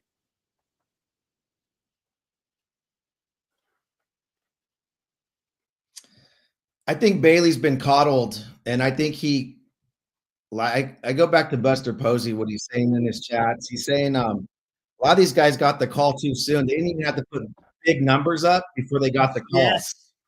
So, like, he's learning on the job in the big leagues, and he's had some bad coaches over the last few years. I think Bob's okay, but I think Bob kind of got thrown in the fire. But I think Posey's going to hold him more accountable. So I think in the next couple of years, I think Posey and Bob and the guys are going to get in his head because he's got to work harder.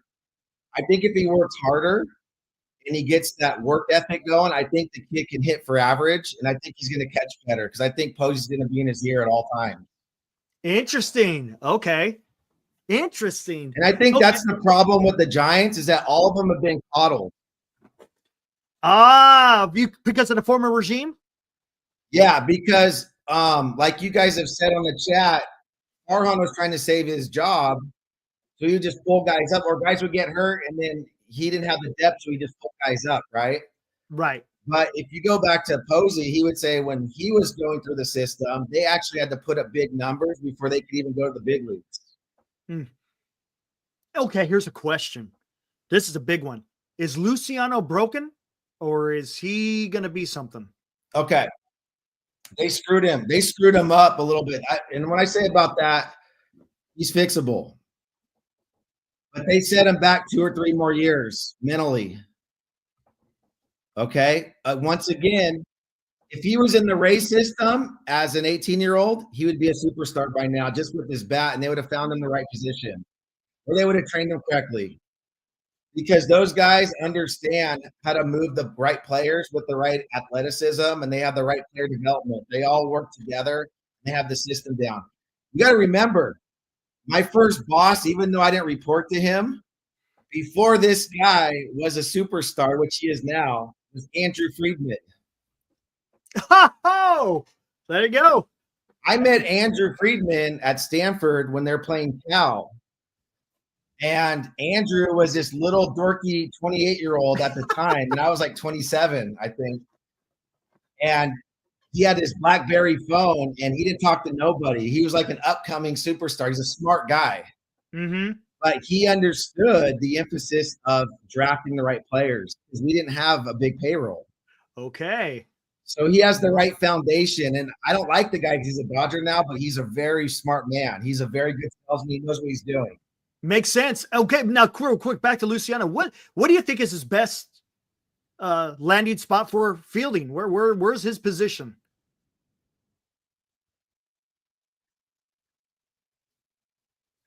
Oh man, so he's not a shortstop for sure. Now I say that, but I always feel like he was mismanaged. I think at this point, you either put him at first base or you put him in. I think you put him in left field. Okay. But there's not a lot of power there, but he's a gap-to-gap power guy. Okay. And I think he's like, based on what I'm seeing, unless he starts hitting the weight room pretty good, he'll probably hit 15 to 20, maybe 25 home runs a year on a good year. But that's all you're going to get out of him. Oh, interesting. Okay. Because, everyone was talking about his bat. That's interesting. Elliot Ramos, man, I like what I saw when he got his first, his full-time show, so to speak, because, he was going back and forth. He would come up for a series, go back down. Now that he got the full look, man, I like what I saw. Are you seeing the same? I like Elliot. Elliot's got a lot of power potential. The problem with Elliott is his approaches was horseshit last year, meaning the second half, the league caught up to him, and he did not change his approach. And so, like what we used to teach our hitters, and I've read some stuff on Will Clark. Will Clark's really good. But like what we used to do, because we used to train not only like young kids, but we would train high school and college kids. We'd have, at one time, we had 15 traveling teams.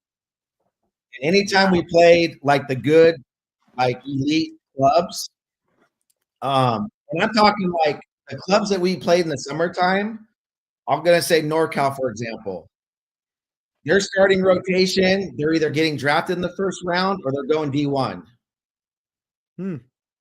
So those guys will pick apart, even at that level, they will pick apart your approach if you don't even have an approach. So imagine in the big leagues how much data they got on you, and they'll pick you apart if you're not willing to either have an approach or change your approach on the fly. Interesting. So there's a couple different ways you can talk about approach, but like the one approach I used to teach that actually exposed our hitters. We broke a shit ton of, sorry, excuse my French. We broke a ton of wood one summer because my approach was out of whack. So I would tell my hitters, try to hit every ball opposite field, and then if the guy pounds you in, just react to the inside corner. Well, these teams were catching on to us. So what they would do, they would just pound us in.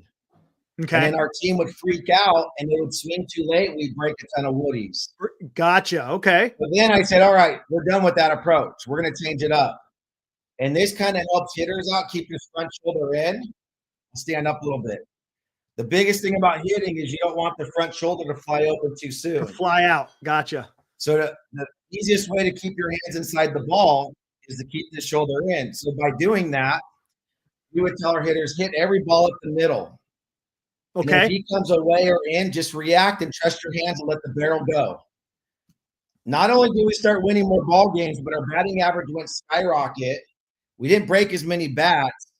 I had to pound it in their head, say the same thing over and over 1,000 times until they understood that approach worked. And then their career started to take off a little bit better. Gotcha. So it's more about it's the discipline to keep at it, get that muscle memory, so to speak, to understand this is what I got to do. This is what I got to do. This is you got to put in the work, right? I mean, nothing could be given to you. You got to go out there and you got to work for it. Oh man, that is so freaking awesome. So now people were asking, what about Luis Matos? He had a great winter league. Now I understand the winter leagues is a little bit easier as far as for hitters, but what do you see his potential? Because again, he seems like someone that could maybe rise to the occasion. I like him. I think the kid, like I go back to Vance Worley Bulldog. He's kind of got that Bulldog mentality. He plays hard. Okay. But what I would like to see him do this year is, like I was telling you, have an approach. Doesn't mean like you need to think up the middle and react, but I can guarantee you in the big league level, they're teaching that approach. And how will you know that? When you start seeing guys or teams hitting the ball up the middle a lot more, then you know that they're thinking up the middle and then they're reacting to the corners. That's a good disciplined approach. I would like to see him have an approach with no strikes, 1 strike, and 2 strike. Not have an approach, no strike, 1 strike, and then forget about his approach with 2 strikes. Okay. I want to see that consistency. And once I see that, I think the kid's career is going to take off. But he has to show consistency. That's his big problem. And the consistency is going to come with more major league at bats too, right? Because he's kind of shown it in AA and AAA, but not so much in the major. Yes and no. Yes and no. Because the philosophy of the Giants when Posey played, you have to put up big numbers in the minor leagues. That's when you're supposed to develop, and then you carry that momentum into the big leagues. Correct. So you just don't change anything that you were taught in the minor leagues because you're working on stuff, and then you just rinse and repeat. But yeah, you're getting that big league experience, and you're getting in front of more fans, and it's a more pressure. Right, but right. Everything, the game of baseball remains the same. Right.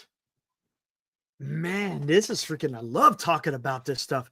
Who else? Is there something else? Oh, here we go. This is more a club thing. Last year, actually, it's been the last couple of years, but it was really heightened last year. What is the issue with the Giants last year and getting a hit with a runner in scoring position? What was going on there, man? Talk about pulling out your hair as a Giants fan. Well, I call that lack of discipline, like we talked about. Fair. And when I watch the Giants, especially like in the big leagues, it's the funniest thing I've ever seen in my life because these coaches are making millions of dollars. And I don't know what the bench coaches make, but they're making good money. You never see them taking a guy aside and like talking to them about something about baseball. Mhm. They're not doing any training because it's like, oh, they're in the big leagues. They should already know. No, that's wrong. You got to be talking to these guys all the time and reminding them so that they don't get away from their approach or they don't get away from the game plan. For example, runner on second, nobody out. What are you taught to do? Hit behind the runner. Okay. You can't hit behind the runner. What are we doing here? Okay. Okay. If you can't bunt at that level, what are we doing here? Right. So it's back to, in my opinion, the coaches have to be more disciplined with these players. Now, the players need to be accountable and be disciplined, Mm-hmm. but a lot of these guys don't know how to be a pro yet. Interesting. Yes, yeah, that is the one of the thing that was just absolutely driving me nuts when it was coming when we were watching Giants baseball. Who are some of the other guys that you've scouted before? Anyone else that we might be familiar with? How long were you with the Rays? Longer than the Marlins, or were you? Let me with pull up my LinkedIn. I'm gonna tell you guys. Hold on. Yeah, I can bring it up on here. Let me see. Yeah. If I just Google your name, you should come up. Huh? Yeah, bring it up. It's Paul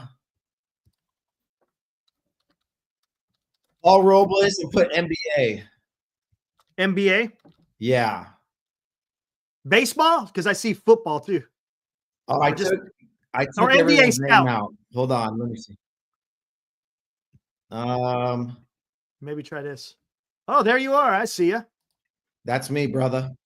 Yep. Let me see. I got a baseball resume I just posted. Oh, here it is. Okay, I'll give you. I think I took the names out.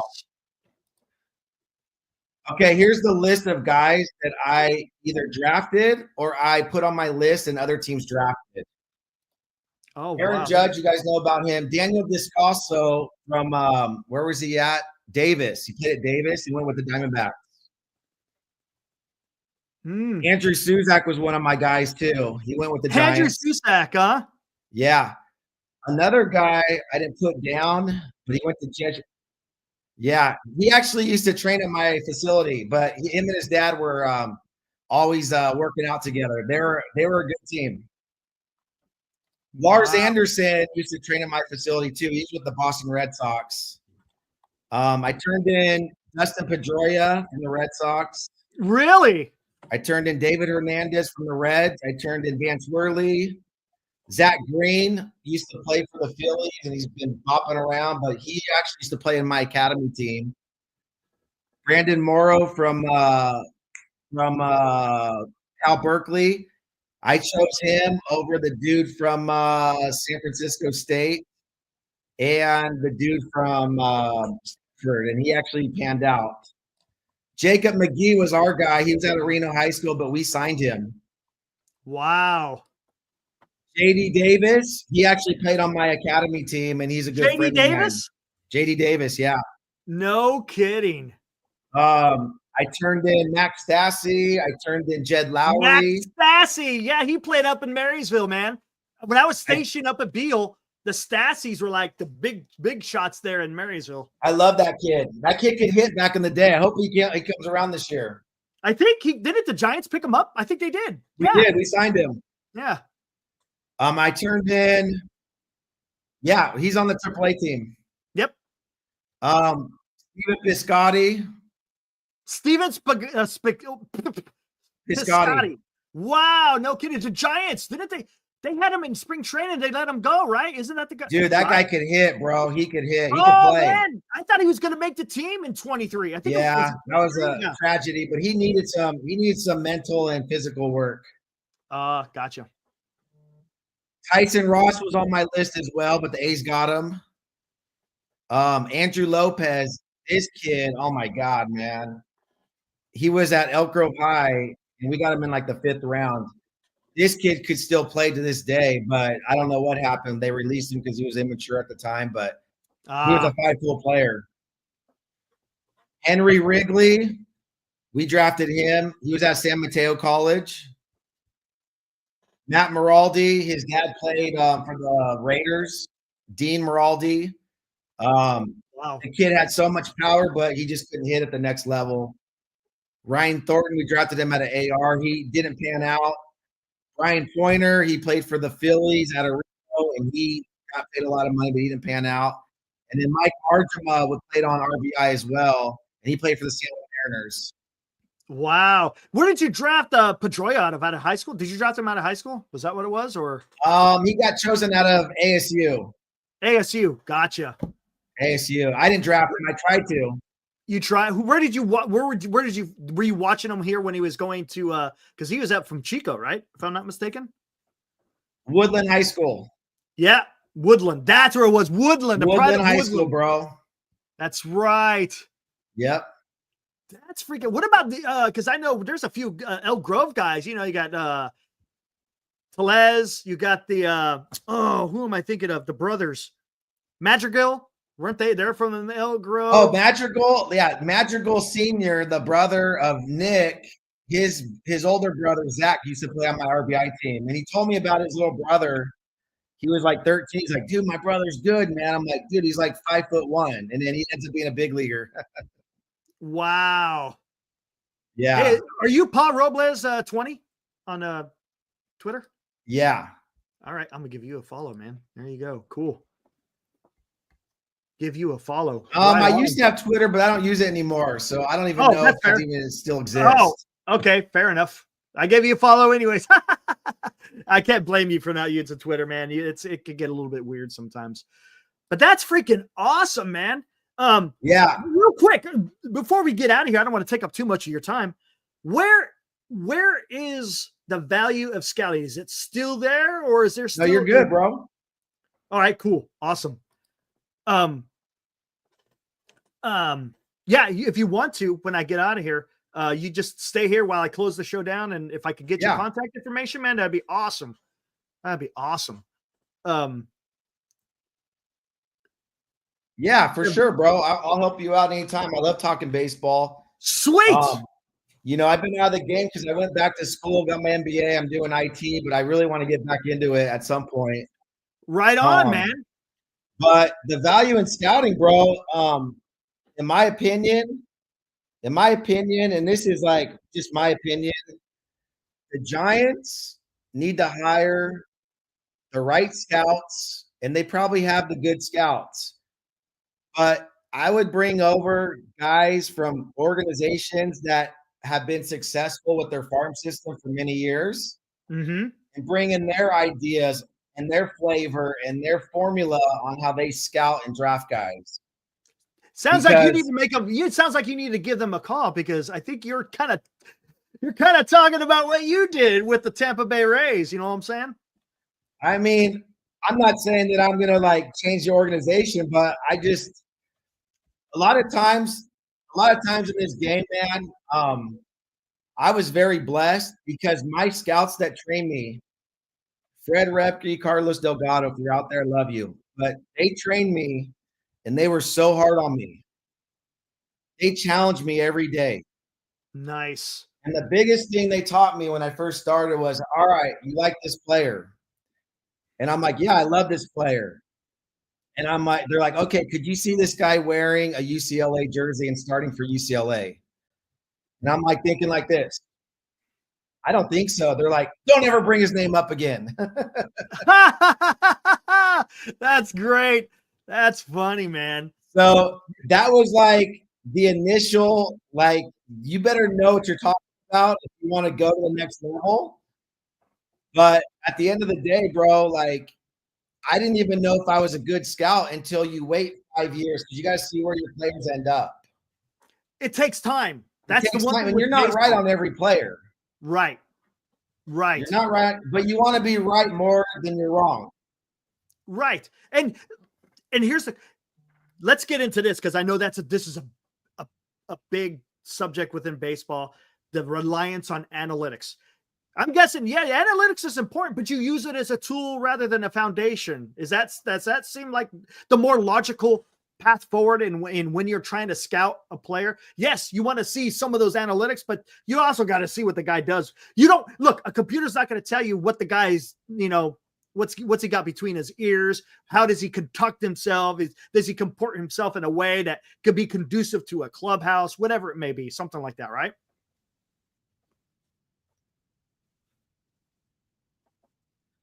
Yeah, so I agree with you. Like in theory, analytics is a tool, and it should be 30% of your decision making, if not 20.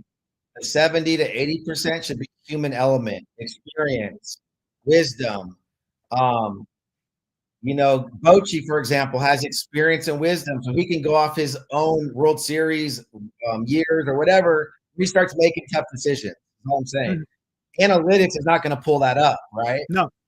But it might change your way of thinking when you're doing a strategy.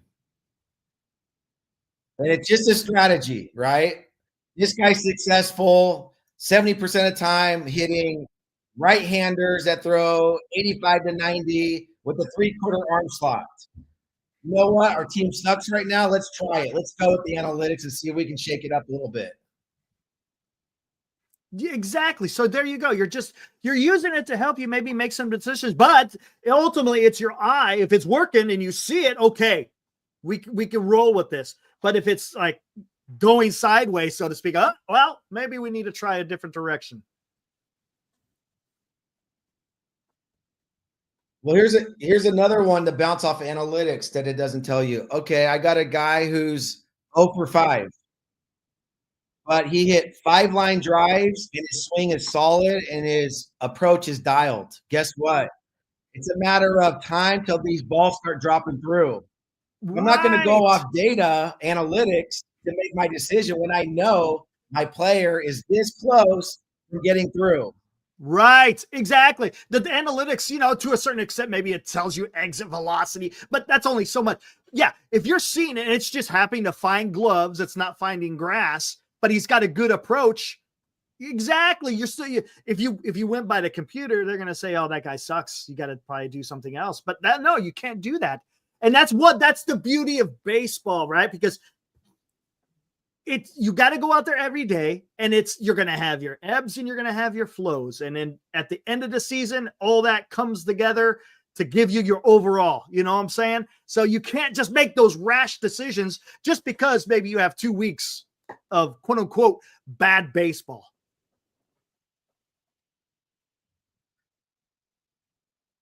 Right.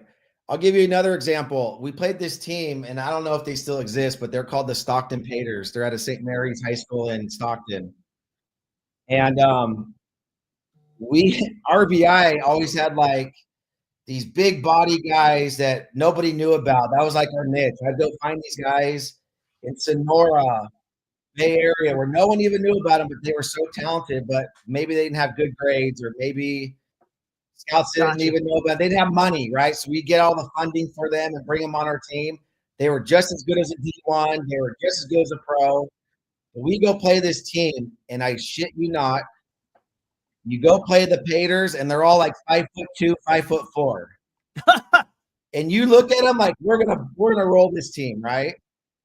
Let me tell you, they were the hardest team we've ever played because they were so disciplined and so fundamentally sound.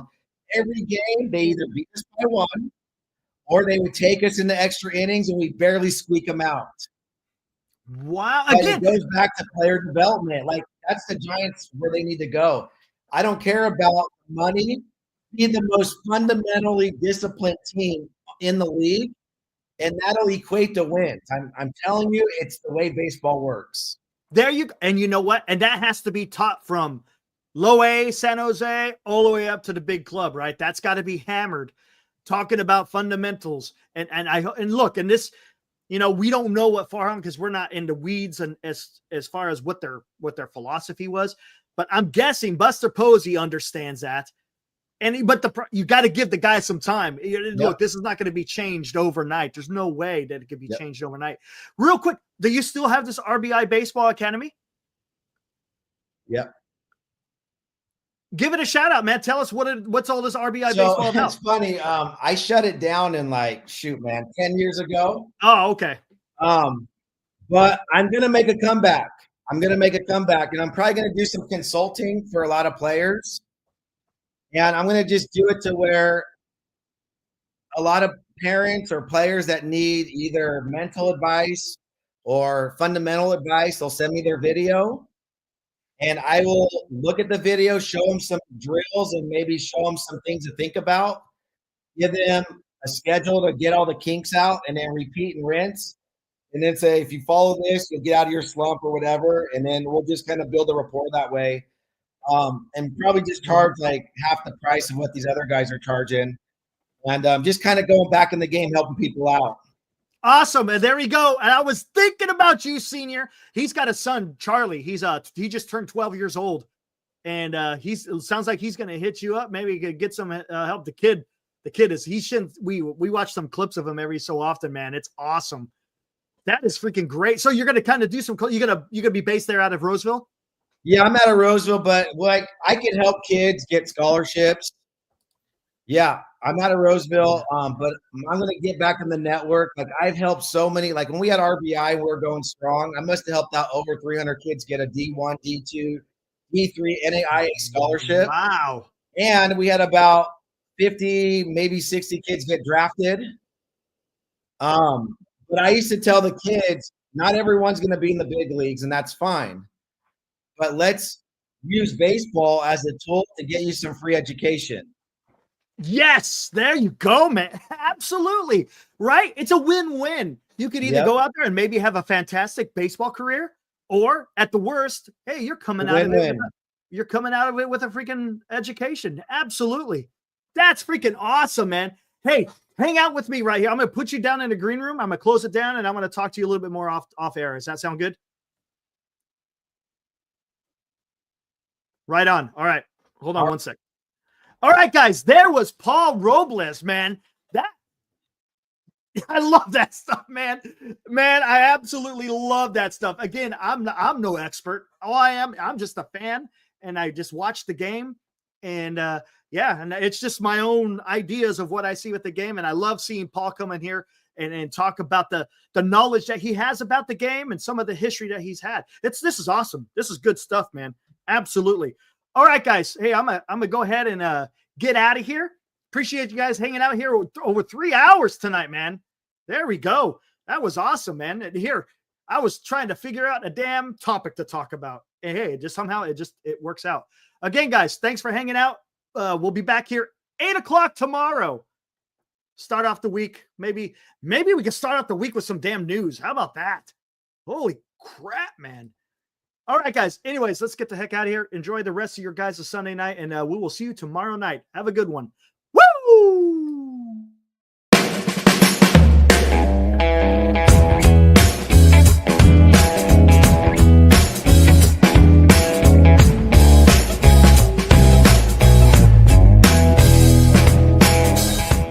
You've been watching Giant Sports Talk Live with Eric and Glenn, a Northern Lights Entertainment Broadcasting production.